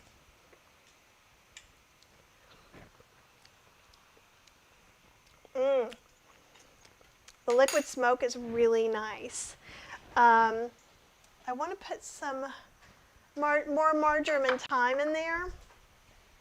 I think I'm going to go ahead and put this about a teaspoon of each. I feel like they didn't really survive that well through the pressure cooking process. It also went on a little bit longer than it normally would. Okay, and I'm going to go ahead and add 2 tablespoons of nutritional yeast because I think that's going to make it better. And I do that a lot with soups. Let me see. And it just really gives it a nice umami depth of flavor. Now, there was some in the bouillon cubes that I used, but I thought I could just use a little bit more.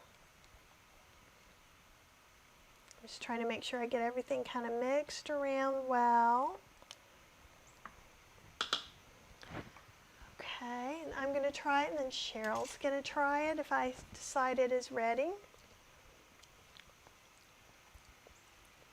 I think that's pretty good. Come on in. It's like It's good. yeah. I think it could use a little more pepper, but because Cheryl is not a... Use a little more salt. Cheryl thinks it could use a little more salt, so let's just go for it. You can add some pepper. Okay.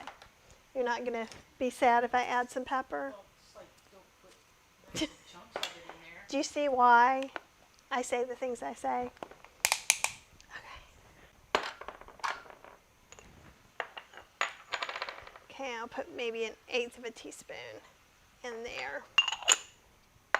And let's see if that doesn't brighten it up. So if it's undersalted, it seems to taste a little bit dull.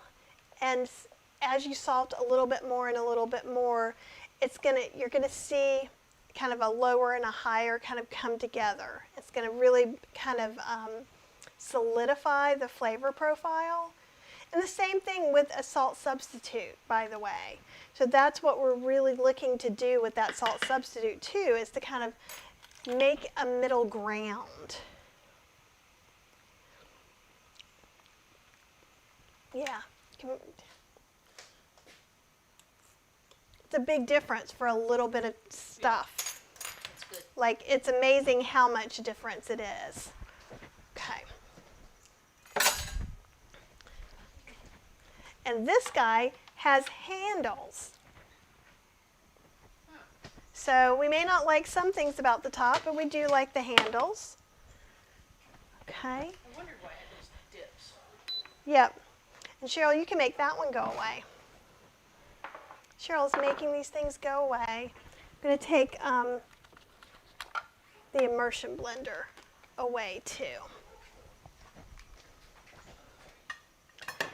And then we're going to get some of this stuff. And we're going to, hopefully Cheryl will move the other one. Okay. I think she's moving some of the plugging stuff around again so that we don't have another incident. It may take a little longer for this to go up because I think we need to edit some of that out. Okay. And I wanted to give you some options on some of this too. So I've got these guys to talk about in a little bit.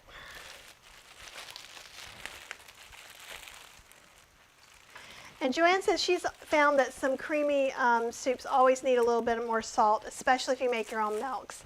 Yeah, and like that soy milk is just soy milk. There's not a lot in it. There's not, it's not soy milk and 17 other things.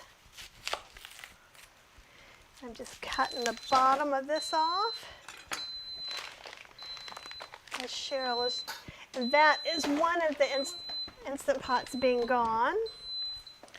And I'm just cutting up some of this cauliflower. Usually it would only take 1 head of cauliflower to make these dishes, but these are just so tiny. there's more greens than there is cauliflower in it, I think. That's what I'm seeing. Well, I didn't go to John's. So we've got one more thing to put together, which is our black as night Halloween dinner. And I'll show you a picture of it. It may not look this smancy here, but on the bottom there's black forbidden rice. Then that's the creamy cauliflower sauce. And then on top is a butternut squash beluga or black lentil kind of stew. So we're going to layer it up a little bit. And so we can either do this in, we'll see with this cauliflower, we may be able to do it a little bit differently than we have in the past. So we're looking for about 2 cups of cauliflower. So let's see. Let me rinse this off too. I think we need to rinse it off and cut off a couple of little bad places.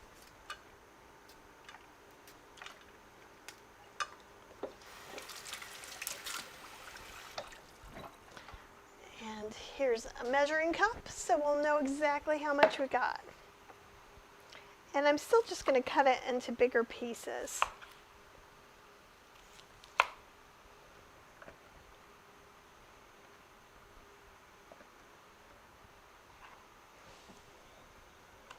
I think we can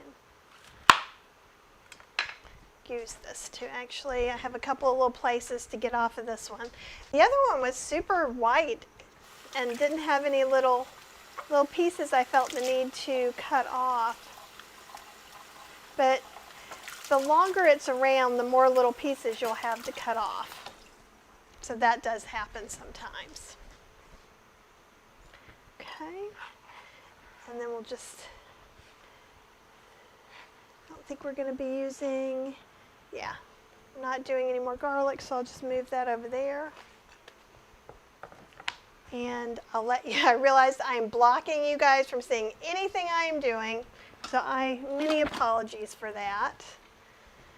Okay, so I've got that, and I have this little mini baby butternut squash, so I'm going to see if this will be enough. We actually only need about 1 cup. So let me get another measuring cup. I don't know if you can hear all the hoo-ha going outside. It sounds like they're doing work on the road or something. And this is like, seriously, the cutest little teeny tiny baby squash. And since I only need 1 cup, I thought this might be the way. This is also, oh, that's a good question. Could you use frozen cauliflower? Yes, you can. And yes, I would then wrap it up in foil or put it in layers the way the recipe calls for. It sounds like a truck is driving through our house, but it is not, I assure you. Because what we don't want the cauliflower to get overcooked, because that's when the cells burst and that's when you get the stinky cauliflower broccoli smell. But you could always wrap it up in foil. You could put it in like a Pyrex or something like that and cover it up. There are lots of ways. And if I was using frozen cauliflower, even though it being frozen is going to slow the cooking process down a little bit, I probably would do that anyhow. Okay. So even if it's not a bitty baby one, you just cut off one end, cut off the bottom end. Ooh, that doesn't look super awesome. We'll see what we need to cut off with that. Then we're going to cut it in half. Okay. So there are a couple things we're going to do next. We could have gone ahead and peeled it before, but I think it's going to be easier with it being this small, like this. Okay. And if you didn't have butternut squash, you could use sweet potato or carrot. And so I'm just going to get the guts out. That's all that is me getting the guts out. And it should be kind of easy. And if there's a little piece over here that isn't so awesome, we'll cut it off. I'm thinking we may only use this much of it. So we may end up needing to add to this. But then you can just go ahead and peel it. And granted, with a bigger squash, it's a little more effort. And if it's a really big squash, if you want to, you can peel it first while it's whole. It's easier to peel the younger that it is. So this same squash, if I let it sit around till January, is going to be harder for me to cut. So a good idea would be to go ahead and break it down, blanch it, and put it in the freezer. So blanch it, just like put it in boiling water for just a few seconds and then take it out. You can put it in an ice bath. It doesn't really matter with butternut squash. Let's see, what does it say? It just says diced, so let's make some small pieces.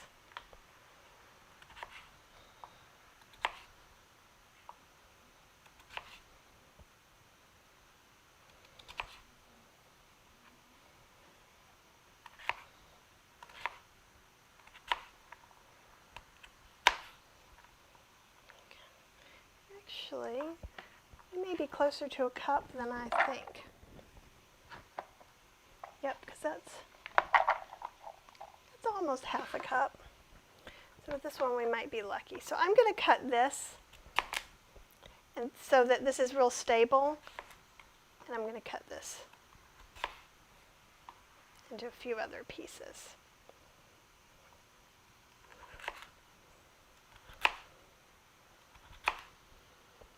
Oh, and frozen butternut squash would be awesome. So you could totally use that instead. The only reason I give any hesitation about the cauliflowers that we're using it as sauces, so we want it to be really mild. We don't want it to have that, cruciferous bite that sometimes happens. Actually, I don't love that piece, but we've got a good cup in here. So I'm just going to see,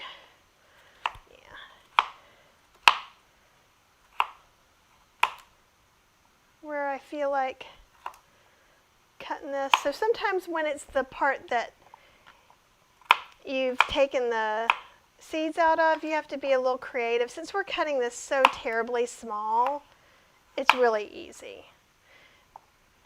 If you're not cutting, and I didn't like that one, so I'm going to put that to the side. Okay, let me rinse up real quick.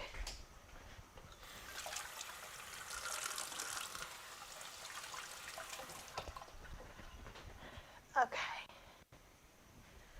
so then we get our good stuff. So we're going to use forbidden rice, which is black. I think I'm going to need another measuring cup too.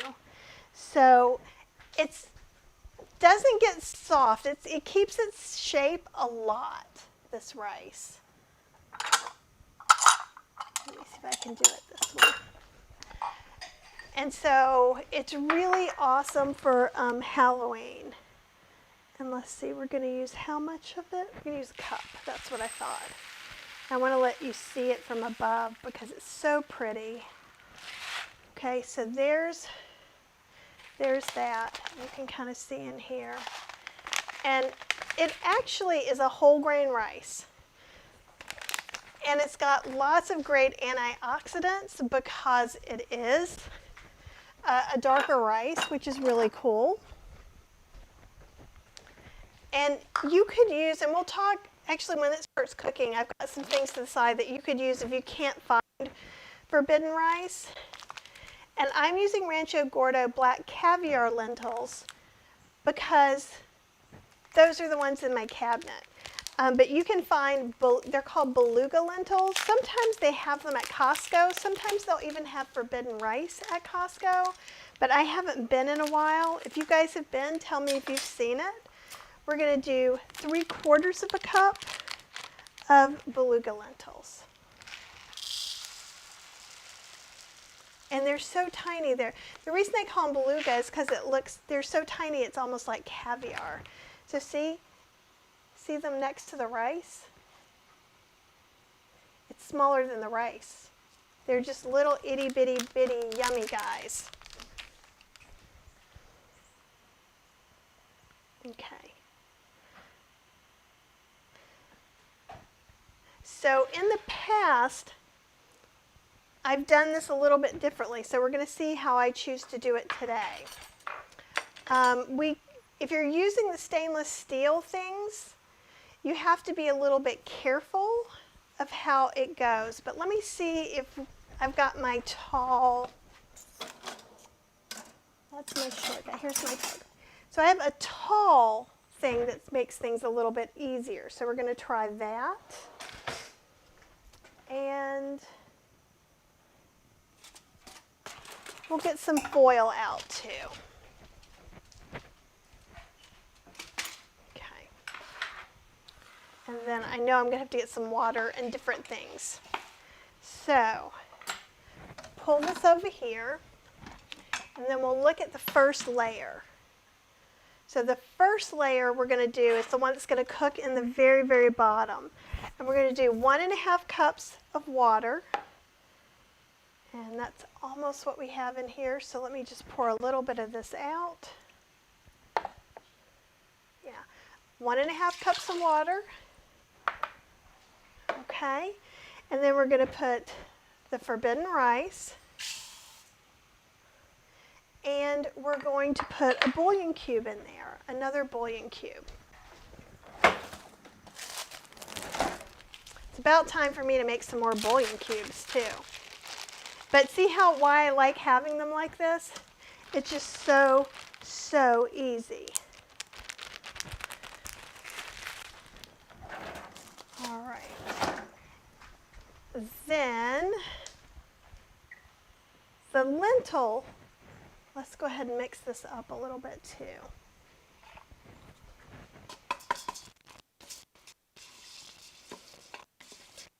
Before, when I made this recipe, or created this recipe, this guy didn't exist. See how much he sits up higher. So it can be kind of nice to use this one sometimes. But there's also, let me grab some of these other inserts to show you how they can be cool. You don't need to see that one, even though it wants to be seen. Yeah, these guys will be good. I'll show you a few of these. I have so many different things, you guys, for air fryers and for Instant Pots. I have drawers of them. Okay, so we'll look at these first. We're not going to be able to use this one while I cook in it a lot, but it's like this. So if we try to cook the water in the lentils, the water's just going to come out. I don't trust it to keep everything in the way it should. So I have quite a few of these guys. And so what I can do is use this pan to put the lentils in. So that's why I bought these in the beginning. I would cook layered meals in them together.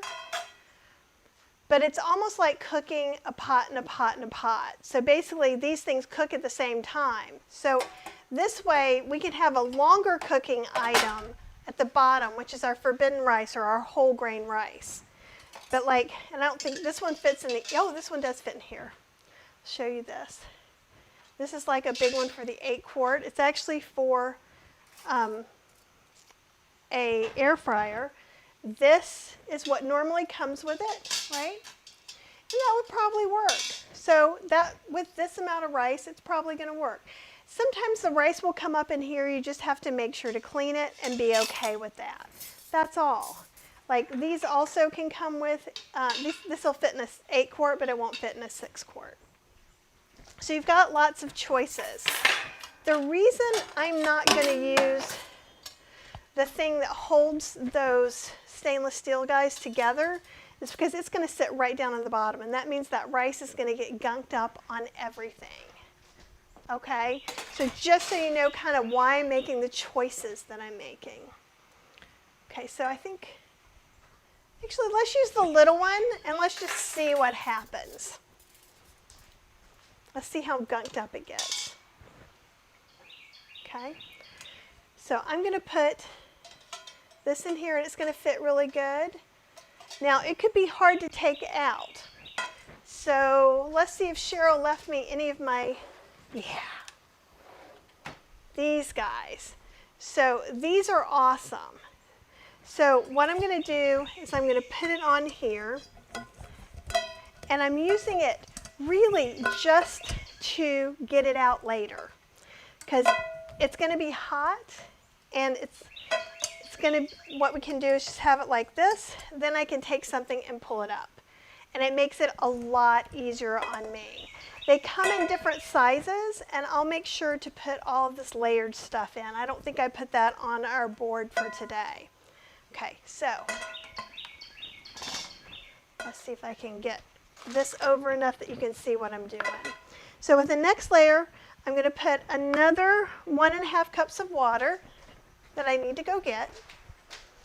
And then we're going to mix that with the lentils. And there's a bird outside saying hello to you. It's very loud. It sounds like it's standing next to me, but it's not. So I'm going to put the water in. Going to put the beluga lentils in. Now, some places I would have cleaned them more than Rancho Gordo. I kind of trust them. They're super clean looking. So that's why I'm doing that. If it makes you feel a little weird, you don't have to do it. So don't worry. We're going to go ahead and put a bay leaf in. And we're going to put about a 1/2 teaspoon of smoked paprika in there. I'll let you see this from above. Okay. I have about a 1/2 teaspoon in here, and that's about it.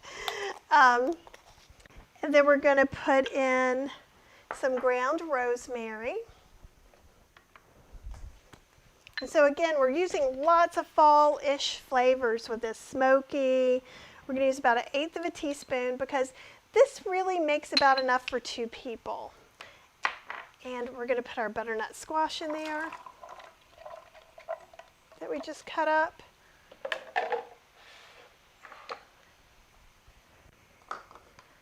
Okay. And then literally, I'm just going to kind of mix it together a little bit. But that's our stew that goes on top of our rice. And then we're going to make kind of a sauce with some milk, nutritional yeast, kind of a cheesy sauce. So let me get this where you can kind of see. See how it helps me lower it down better? If I had it, and actually, to get it out, I moved this a little bit closer so I would have a place to mix it, but if I have this out a little bit more, it's a lot easier to use this part. Okay? And then typically you could go ahead and add the cauliflower to another Pyrex dish, or we could just put it in a layer of foil to go on the top, and that's what we're going to do. I'm just going to get some foil.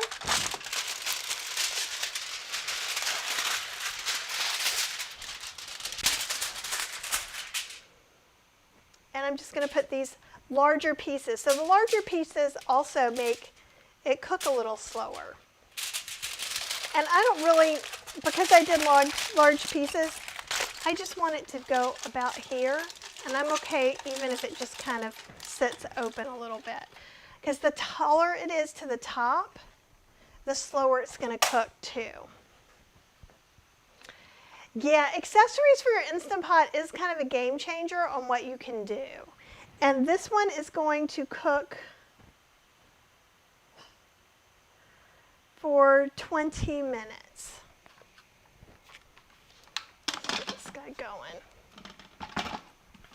It actually says 15, but that seems a little, maybe I'm trying to up all the times now, aren't I? So we're going to do 20. And then we can talk about some other stuff while this is going on and getting ready to come up to pressure. Also, our other dish is about ready for us to do too. So we've got that going. We've got some extra water. Now, maybe even before we get there, let me talk about a few different grains that you could use instead of the forbidden rice. Most of these I think would be in about the same cooking time except for one. So you could use, well, maybe two now, because I'm going to say you could use black or red quinoa. And if you did that, I would put the beluga lentils on the bottom, the quinoa in the bowl, right? Because the quinoa is going to cook before the lentils are going to cook. I also have like organic black barley, and that would be a really cool thing to use as well. I'm trying to see where I toss those over there. Red rice. It's not quite as Halloweeny, but it's still another whole grain rice. Red rice, there's like a Thai red rice and a regular red rice, and this is more of like the regular, but see all that fiber on there? It's really good. You could also use some kind of wild rice or wild rice mix. See, that has red rice in it, along with brown rice and some other things. You could, and this is like the black quinoa. You can't see it very well because that's opaque. But those are all still kind of cool. It looks like Halloweenish kind of stuff that you can play with. Because what's kind of cool about this, because no one can go out for Halloween, really, not to do a whole lot. So you're probably spending Halloween at home. Perhaps you're not. That's okay too. But you could make this layered meal anytime during autumn or the winter. So basically you're having a whole grain with lentils that are flavored with a creamy cauliflower sauce. That's for always. So you could still use brown rice, long grain brown rice. You could use like the French green lentils. You could put beets in there instead of butternut squash. You could choose to forego the cauliflower sauce, and you could actually put some cashews in there or soak cashews separately and make the sauce with cashews. So you have, it's a really good dish to know because we can make it so many more ways than just one way. It's like a way of learning how to cook the beans and the rice and a vegetable all together. It doesn't make the same amount of leftovers as some of the other dishes do, but that's fine too. Unless you have a really large family, it's not a big deal. Do you guys have any questions?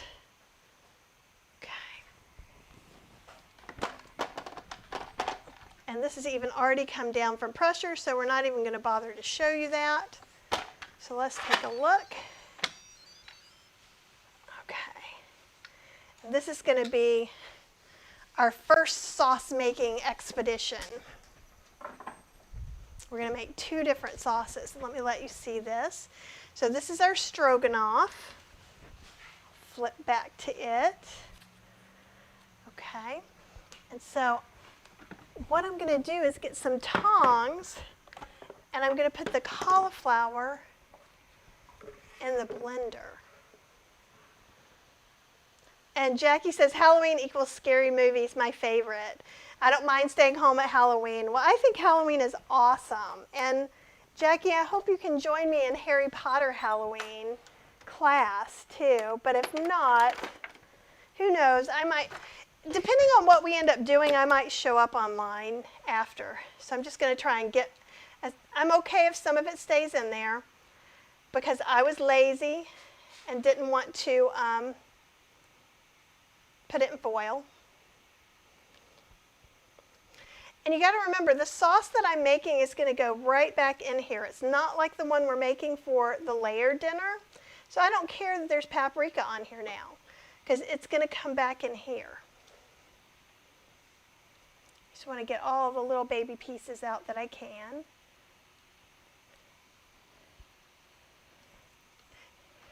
Okay. Just trying to see where's the cauliflower?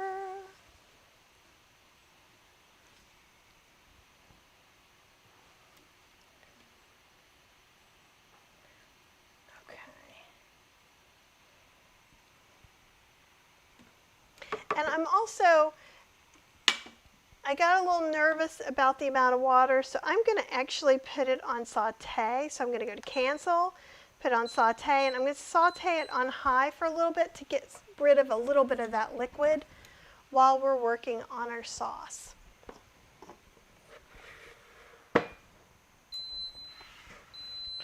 Okay, so we've got this. Basically, we just want to put, it says 1 teaspoon of nutritional yeast because we're not really trying to make it taste cheesy.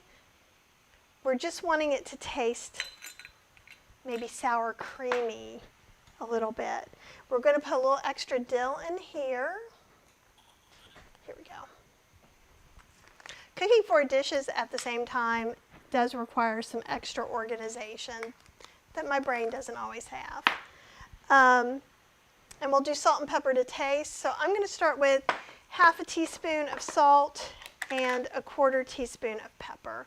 I like this to be really peppery. So Cheryl doesn't like things to be quite so peppery. So I will end up grinding on some pepper later on for me. Because to me, that's what it is. It needs to have the pepper and the paprika and the dill and all those good things. And Jackie's saying, I'm hoping to. Do you know if we have access to the class afterwards? Sometimes I have trouble with internet service. I don't know. I believe that I get to download them. I'm talking to someone who just taught a class with Chibo, so I'm trying to find out what I can do. So if I get to get the class, then absolutely you do. And I'm 75% sure I do. So, but you talk to me and I will make something happen. So don't worry, if something goes wrong with your internet, we will totally make it happen. Okay, so we want about 1/2 cup of unsweetened milk. Okay, I'm just still using the same soy milk I used earlier in the chowder. And also, I'll let you see, you can kind of see over to this is kind of boiling off a little bit of extra liquid. Okay, and I don't think you're going to see anything exciting from above about the sauce. Again. And then we're just going to puree it in.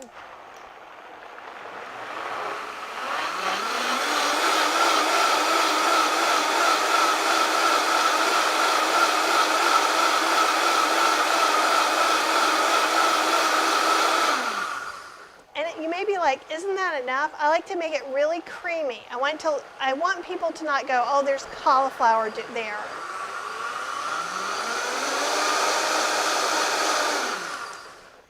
Okay. And I'm going to be, actually, maybe Cheryl will be rinsing this off in a few minutes for me. We'll see. She's downstairs cleaning something up. So also, we want to taste this before we put it in.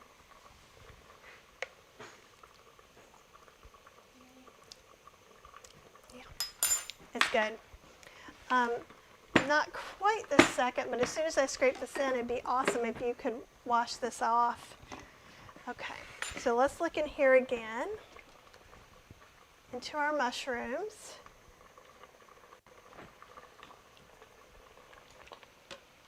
Okay. And I'm just getting a little bit of that liquid out of there, so I'm going to cancel it, and I'm going to go back to keep warm for a second. It's still going to be hot in there, so we'll get the cauliflower going. So this is cauliflower sauce number 1.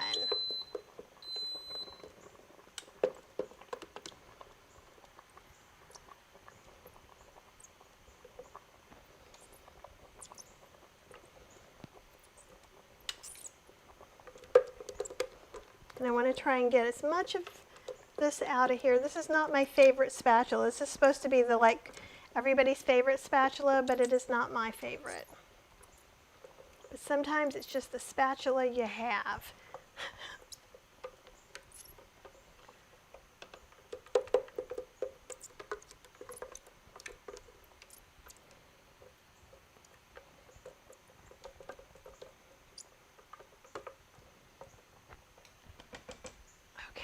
So Cheryl's going to rinse all that out for me, even though our other stuff is cooking.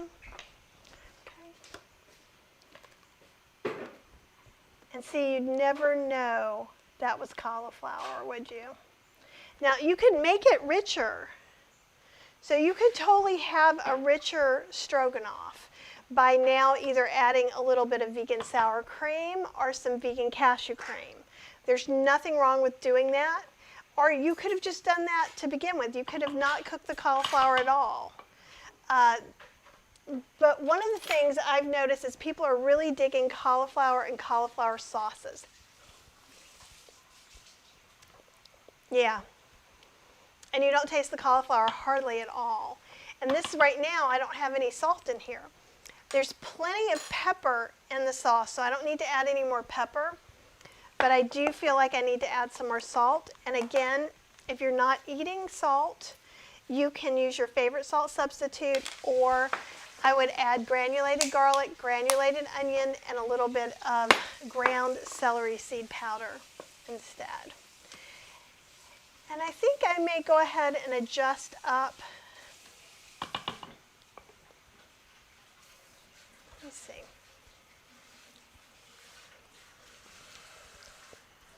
I'd like a little more dill in there.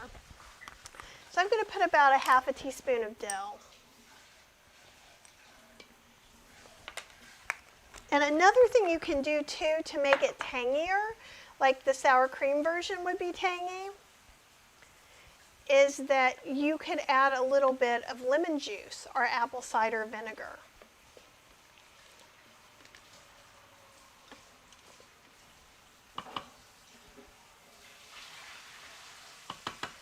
And Joanne says they always celebrate her son's birthday on Halloween night since he was born just after midnight on All Saints Day.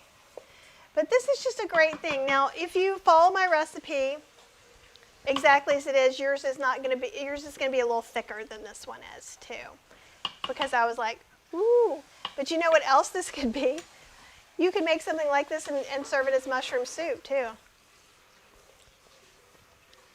Because I would eat a bowl of this just by itself. So that's something else to think about. We've not quite gotten up to pressure. So let me cancel this guy. I'm going to move it. I like to move these off of the heat because for me, with the classes and cleaning up, it could stay on keep warm for way longer than I'd like them to. Also, they're cooled down so that I can just pop them right in the fridge when I'm cleaning up, which I really like that a lot too. Okay. So we'll probably have a good 15-20 minutes for questions. Or we can talk more about some of the different inserts that we could use in the Instant Pot, because I can bring out some show and tell too if you don't have questions. I'm going to try and clean off a little bit of this area too because I'm feeling claustrophobic. And Jackie says, I wish I had gotten married on Halloween with everyone in costumes. You know, we thought about that. We really did, and it didn't quite work out for us. But, you know, you can always renew your vows on Halloween. Don't forget about that.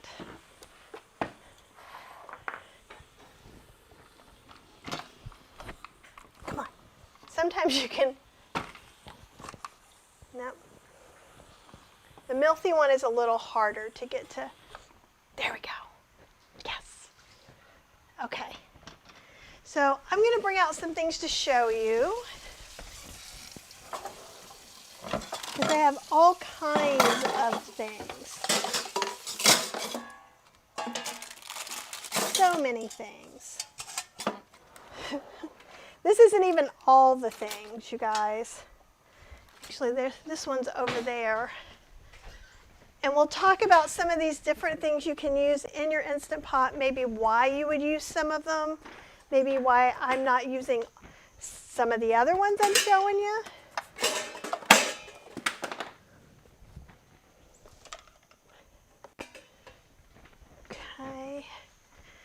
I'll get some more out of the other drawer. So there is a layered Instant Pot meal class that exists that you can take. So if this stuff really interests you. Now this didn't come with the Instant Pot. This came with a pressure cooker for the stovetop I got and never used. But you can get things like this, and these will fit in the 8-quart. So I still just haven't really given them away, but I haven't really used them. This is one of my favorite things. So you saw today I used the rubber bands around one of those layers. You can also, what did I do? Oh, here we go. I do this a lot. So like what I usually cook in here would be a cake or some cornbread or something like that, but it fits in here. So I have some other ones that aren't this nice and don't have a handle. So it lets you use things that don't have handles. You sit that in your Instant Pot, and you can pull it back up. It's also got a little bit of a lift up so that your cake isn't just sitting in the water. Because even when you're making cakes in the Instant Pot, you're still going to have some liquid in there, because that's the only way it's going to come up to pressure. So whenever you steam or use pressure cook, you have to have liquid in there. When you do something like yogurt, you're using the yogurt setting or a fermentation setting to make dosa or uttapam batter. You don't need any water in for that, okay? I see some questions. Jackie says, everything looks so good. I'm excited about all the dishes you made today. Yeah, me too, because I'm not cooking for a couple days. Or we'll see. We may have Howard and Mia come over and then see if they want to eat some of it or share it with them. And Jackie said she thought about renewing her vows. She wanted to make sure no one showed up in trashy costumes. Well, you should invite me and Cheryl. We dress appropriately and fun. So, yeah, and making a cake or a cornbread in your Instant Pot, it's like cooking in the slow cooker in a way, because they both use moist heat to cook. So if you're baking in them, and don't bake in the slow cooker setting on your Instant Pot, because it's just too many crazy things happening at once. So if you're going to bake in your Instant Pot, use the pressure cooker setting. If you're going to bake in your slow cooker, that is also okay, but don't try this. The slow cooker setting on your Instant Pot is a little delicate, so I encourage you not to cook dried beans on the slow cooker setting in your Instant Pot, and not to bake on the slow cooker setting of your Instant Pot. The pressure cooker setting is fantastic for those, though. Oh, and so Kate says, do I have a favorite Instant Pot cake recipe? Well, on plantbasedinstantpot.com, I have a lovely carrot cake recipe that is sweetened with dates. And so it's so moist and yummy. And I think it's in the Ultimate. I don't think I have this on the blog, though. I have a zucchini cake, but I can show you a picture. Actually, I can show you a few pictures. I feel like you guys are just hanging out having tea with me now. So let's get these guys back a little bit more. Okay. And this is the first Instant Pot cookbook. This is before, see, there's some sweet tamales.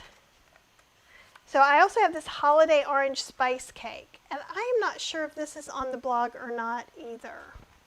So see, and it's just super moist. It's almost like a fruit cake. It's so moist. And cheesecakes are really popular, and this is a tofu cheesecake. I know I have a cashew cheesecake in the Instant Pot on my blog. I think it is on healthyslowcooking.com. And then where's the zucchini cake? Did I just miss the zucchini? I know there's a zucchini cake. Did I make the zucchini cake in the other cookbook?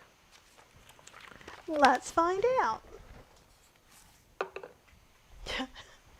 So this is the one that just came out this year, gluten-free vegan cooking in your Instant Pot. Let me get close. I'll show you some of the rest. Yeah, the zucchini is in here. So this is the zucchini cake. Actually, I think this is the carrot cake. I don't know where my zucchini cake is, though. So these are all things you can make in your Instant Pot, though. There's actually a video online at Virtual Veg Fest of me making the atole. And that's like here. This is a little cake. I just made cake, and then it doesn't look pretty, the cake. So it's nicer if you cut it in little squares and make a little parfait with it, if you're making just a regular cake. And this is the carrot cake. This is the same one that's on the blog. It's sweetened with dates, and there's a date cashew frosting on there. But I really thought I had, did we take the zucchini cake out? Let me see if it's in a weird place. Sometimes they make me put things in weird places. So I'm looking in the first cookbook. Yep. They made me put it in the 5 recipes to start you off. So I can't find it. So I bet you can't find it either. That always makes me unhappy. Because sometimes they try to be cute and clever, but then I think people miss some of the yumminess.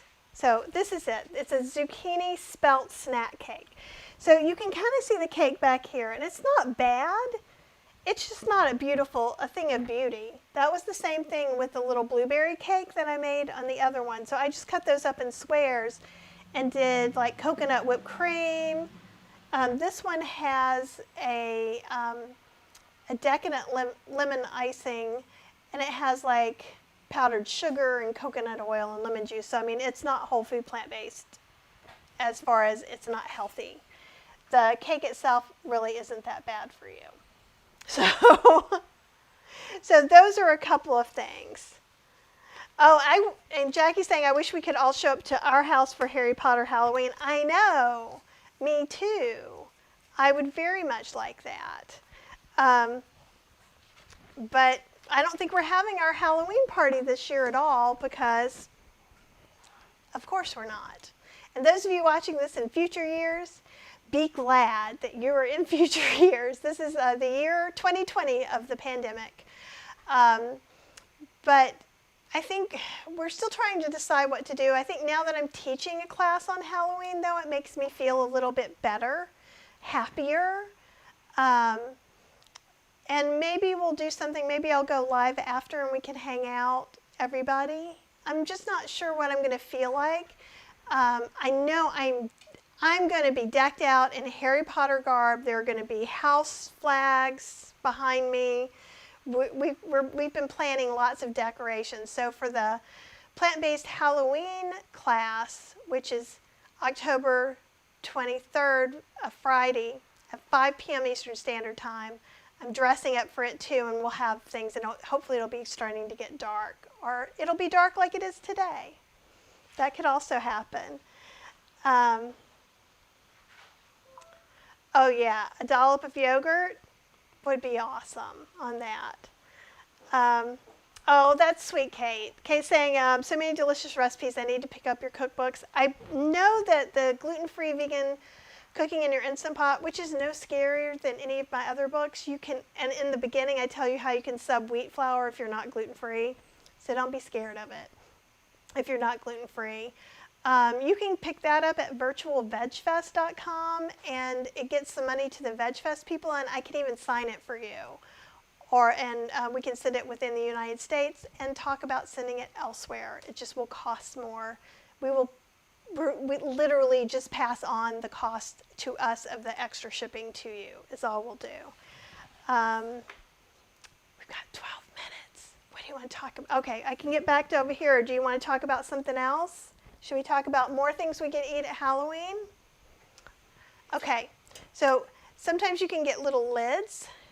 And actually, I think this one fits. I think this fits this. So I have some other things that do this too, so that way you don't have to wrap things in foil over and over again and you can just reuse these nice stainless steel things, which are great. And again, this is, we were talking about cakes. And this is my favorite cake pan. And if you go to the link, so it's my Amazon influencer account. If you see it on Podia and you go through to it, then it's just one board. There are other boards. So I have all these accessories. I even have accessories for a 3-quart versus a 6-quart to try and help you out. These guys I found at the store. And then I saw some other ones. So these are actually 2 steamer baskets, 2 layers, which would be great to do dumplings. And if you go to Plant-Based Instant Pot, there's a dumpling recipe. And so you could just have it in there, ready to go. And I would probably not, if I did dumplings, sit it in like this, I would sit it on the little rack that came with my Instant Pot. Okay, a few other yummy things. So we're always looking for steamer baskets. This came with the Milthy, so that's really nice that that happens. And it already has some little feet on it. And then you can use these kind of silicone ones, you can use metal ones. Like I told you, I've got all the accessories. Jackie, the book, you said which book was that? I showed you both books. So you're talking about the zucchini cake or the carrot cake? That would help me decide which one to tell you. And see, I even have more of these, and I'll show you the one that I never write recipes for, but I use sometimes. This one was quite expensive. Usually these things come in 2s. So there's a rack and these nice stainless steels. And they are less expensive now and better quality than when I wrote the first book. When I wrote the first book, there was one, and it was thin, and it rusted out really quickly, and it cost me like $50. So, and then you can just, again, this is the nice way of putting them in and out, and then letting them cook. Okay.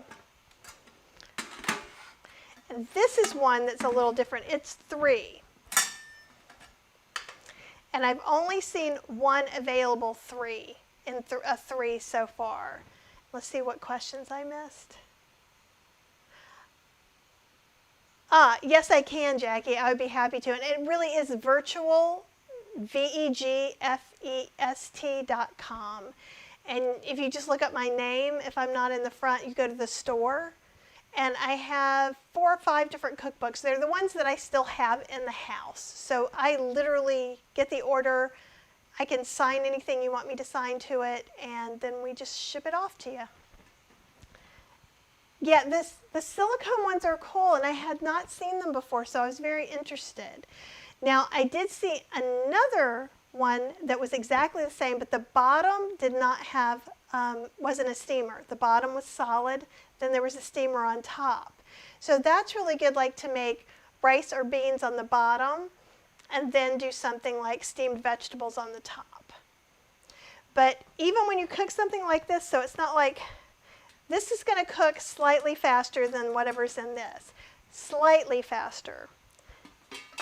If we have these 2 and a layer in the bottom, that bottom layer's, so like if it's rice that needs to cook for 20 minutes, this is going to help this stay, not be gross, ooky cauliflower. Or you could cook 3 things in here, but basically you're putting them all in boiling water is a way to think about it. So when you're cooking like this, it takes a lot longer if you cook exactly the way these would have you cook, unless you leave the top off.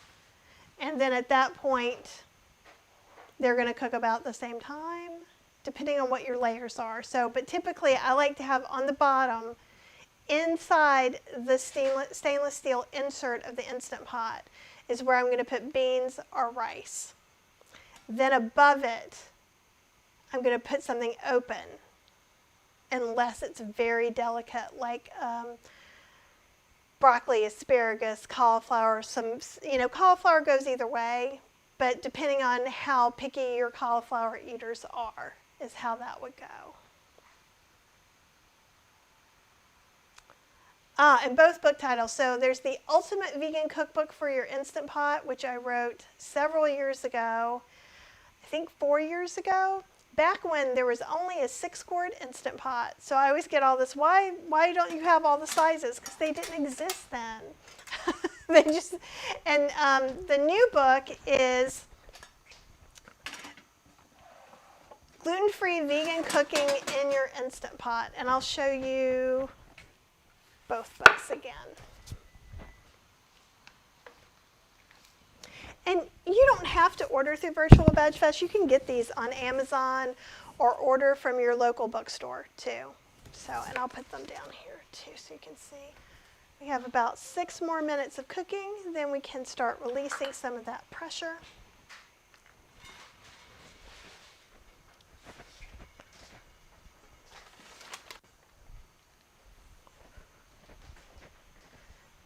Okay, awesome. All right. I'm sorry to make you guys wait. I got a little discombobulated by the power going off, so I didn't go in the order I normally would go in. Normally this one would have gotten cooked before the other ones. I'm going to get the other blender so we're ready to blend our sauce when the time comes. And actually, perhaps I should look at that cookbook that I just put away.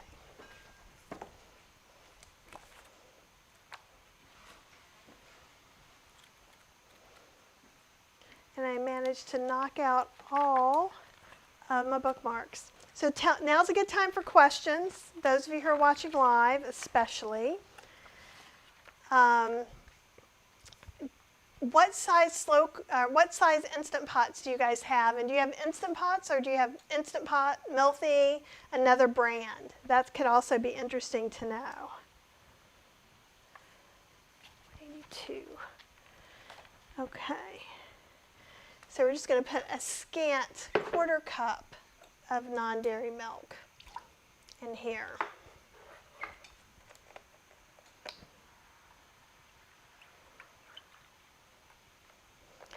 And if this is your first class with me, I don't usually talk about books this much. So you can get tons of free recipes on plantbasedinstantpot.com and healthyslowcooking.com. So if you're not used to cooking with me, that's a great way to get used to it as well as these classes. And then we're going to put some more nutritional yeast in. It's 2 tablespoons. And another thing that we can do, it's optional, we can puree in some spinach to give it a greenish tint. But you don't have to do that. I think it looks kind of cool and just as spooky when it's white. And we'll put a little bit of salt and pepper. So let's start, since it's cauliflower, let's start with a teaspoon. I think would be good. So I would put probably a 1/4 teaspoon of onion powder, a heaping 1/4 teaspoon of garlic powder, and a 1/16 of celery salt to get a salt-free option with that. We'll just leave this over to the side. Oh, and Joanne says Virtual Veg Fest is a great site and some great guests. Actually, that's great. Thank you for reminding me of that. So not only do I go on there sometimes and just do cooking demos, so do a lot of people. Helene Greenberg, who lives here where I do, she's awesome. You guys would love her. She interviews people every single week, and I think this last week my friend Linda Watson was on, and she's doing a lot of stuff for the environment, which may or may not be your thing. But whatever your thing is, if you're eating vegan, you're going to find something good there. So either recipe demos, they had plant-based doctors talking.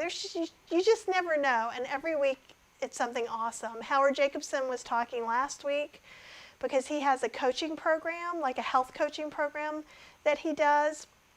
So it's always interesting vegan kind of information, so that's cool. So I'm going to speed this up a little bit. And I'm going to cancel this because it's like 1 minute. And then with this is the Milthy 2.0.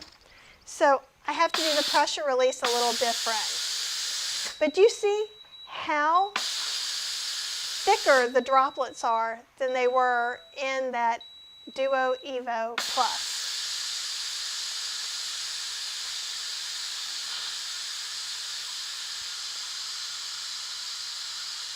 Oh, good, Cindy. I'm glad you've been enjoying it too. I've been trying to share it with you guys because Helene does Veg Fest. Actually, she does the one here, but she does them all over the country too. So she's got a lot of great connections for guests. I was on there 2 weeks ago because somebody canceled and I made the atole. So that was that corn warm drink I showed you when we were looking through the cookbooks. It's really yummy.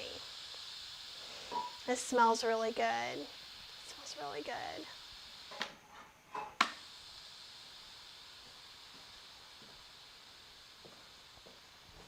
You're still doing something like that? Yeah. Cheryl is trying to clean the blender that I just put things in because she is so awesome. And look, there it goes. Okay. Let me just set this over to the side. And so what we're going to do is we're just going to take that cauliflower. Actually, I'm just going to have it go right in here.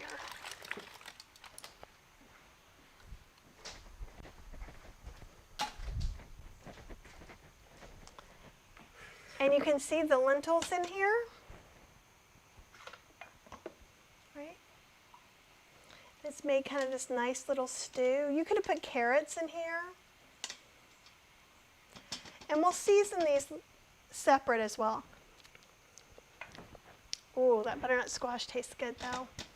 Okay, so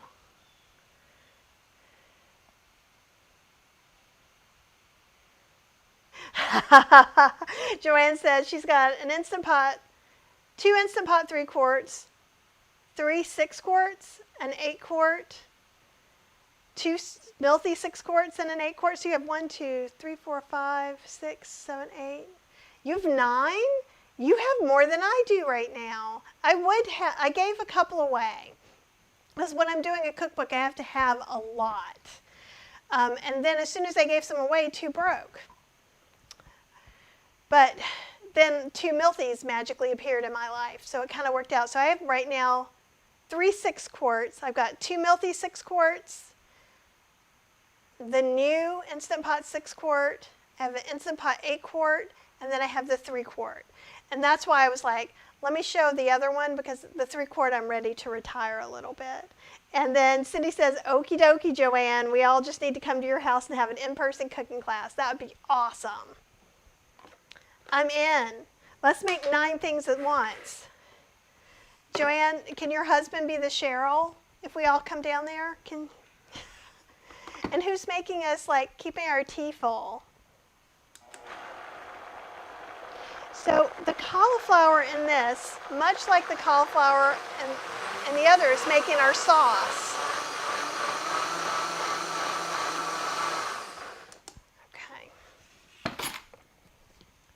Just kind of see that. And it's just a little bit like thinned mashed cauliflower. Oh, it smells so good. Okay, I'm going to take this out and sit it on a trivet. Oh good, then rice didn't come up too much. And actually I'll show you this. There's a little bit of rice inside of there. It's going to be really easy to clean though. I'll show you from the side, from the top. See, there's a few pieces, but it's not much at all. It is not a big deal. All right then. So, and always use pot holders when you do these things. I'm just a little more nerve dead in my fingers from cooking for so long. Okay. Let me let you see this beautiful, beautiful rice. It's perfectly creepy for Halloween though.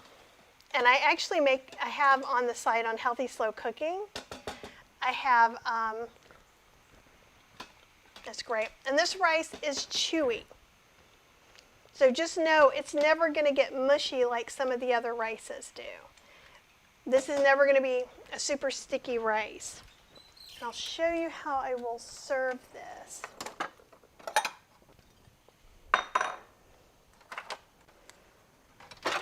Okay. So we'll take some of the rice, make it nice in the bottom.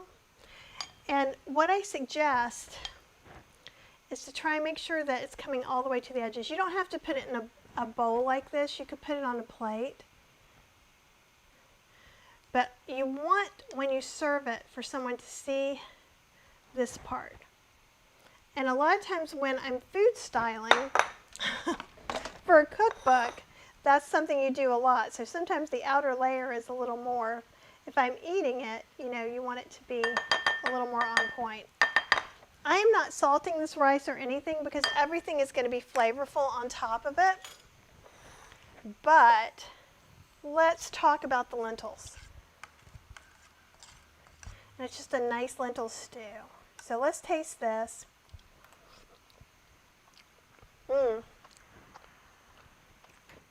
It's really good. Also notice if you don't use these little teeny tiny beluga lentils, this is not enough cooking time, but it is for these. So I'm going to put a little bit of salt in there. I'm probably going to put about half a teaspoon. I'm not going to put very much.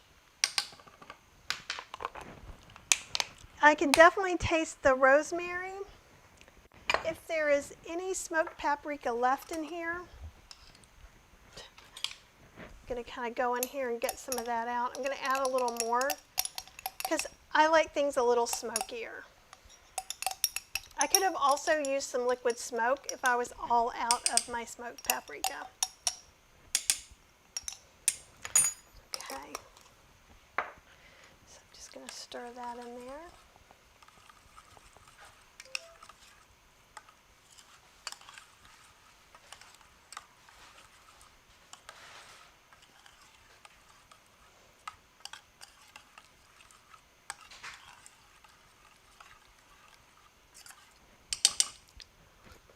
Yep, that's good.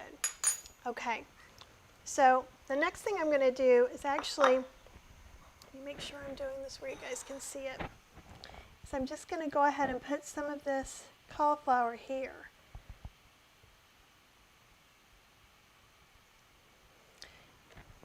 And you could use mashed cauliflower. I mean, if you wanted to not make this exact recipe.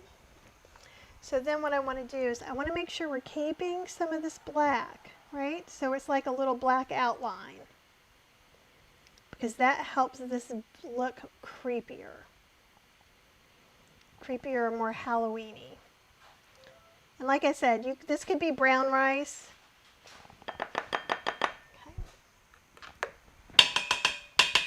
Get these pieces of black rice out of there.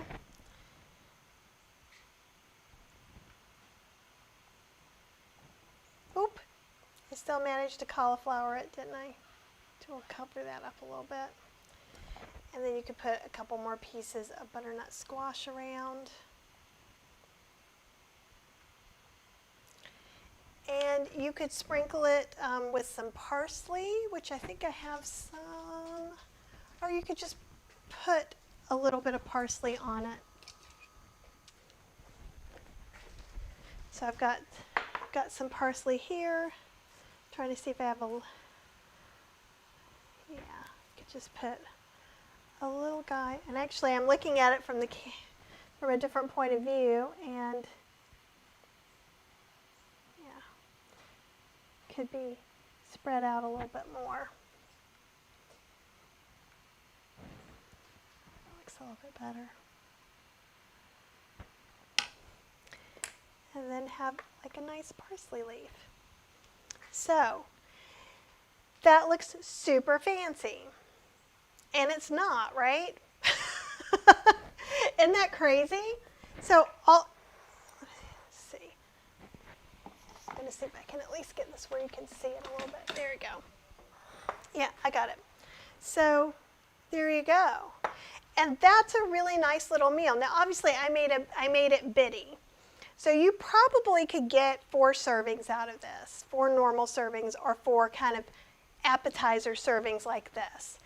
And so you've got a whole grain, you've got cauliflower, you've got butternut squash, you've got lentils. None of it has oil in it. All of it's flavorful with flavor, like autumn, fall flavors. And here, even Cheryl will eat it. You want to take a bite? It's like, hey, Mikey. You've eaten this before. Oh, yeah. I think I remember that. It's good. See? Can I have that? Yeah, you totally can have that. Here, I'll give you a spoon. You want me to take the parsley off? You're getting... Yeah, take the I live with a small child, people, in the food department. Obviously, she takes care of a lot of other stuff too, though. She does a lot. But that gave us, in less than 3 hours, we made 4 dishes, and one of those dishes really had 3 components: rice, a stew, and a sauce. And actually, even with the mushrooms, we kind of made the sauce and the mushrooms, so that was kind of 2 pieces too. And that was with a power outage and all kinds of craziness that ensued. So that was even with some of the cooking slowing down. So if you don't have to have 4 slow cookers to do this in a day, but you could do 2 of them. As soon as one finishes cooking, put the other 2 in, and then that would be your Sunday. So maybe it would take you more than 3 hours because you'd have to wait for some things to cook. But that's not hands-on time. So you could be putting away the laundry, having some tea, taking a walk, doing your chores, whatever you want to do. So you can make these 4 dishes, even in one Instant Pot, just making one after the other. So that's something else you could do. I know, it's funny to me that it's pretty and it's weird. It's a little creepy at the same time. And Cheryl's chowing down on it, actually, which I'm... After class, before we clean up, we sit down and eat usually, unless I'm like, things got to get clean, and then I clean up and she eats while I do it. I'm so glad you enjoyed the class, Jackie. Have fun at the store. You guys, if you have questions about this, don't forget, you can rewatch it at kathyhester.podia.com. Log in. If it tells you need to buy this class and you've bought it, it's because you're not logged in. So log in, then go to the class, and you'll see the replay should be up if the internet works later today. If it doesn't work so good, it'll be up tomorrow. The recipes are already up there, and I'm going to be adding to the Amazon list that's there so that you know all the different little pieces of equipment that I used, okay? And I'll add the garlic press there, or the garlic squisher there. Okay. Laundry, really, is what Joanne said to that. I wouldn't be doing the laundry, but perhaps you would want to. That's one of Cheryl's jobs. I'm not allowed because I put everything in and cook it on warm, basically. The washing machine is my version of an Instant Pot. But I never turn anything any colors. That's all I have to say. Okay, you guys, have a wonderful, wonderful day. If you bought the bundle, I will see you in 2 weeks on Saturday at 1 o'clock, which I believe is the 24th, and we will be making 4 Instant Pot soups, okay? And like I said, if you want to join the Chibo classes, those are not in the Podia. That's me working with someone else, but you can go look at those 2 Halloween classes. One's the Friday night, which I think is the 23rd at 5 p.m., and Halloween at 2 p.m. So come join me on those, okay? I will talk to you guys soon, I hope.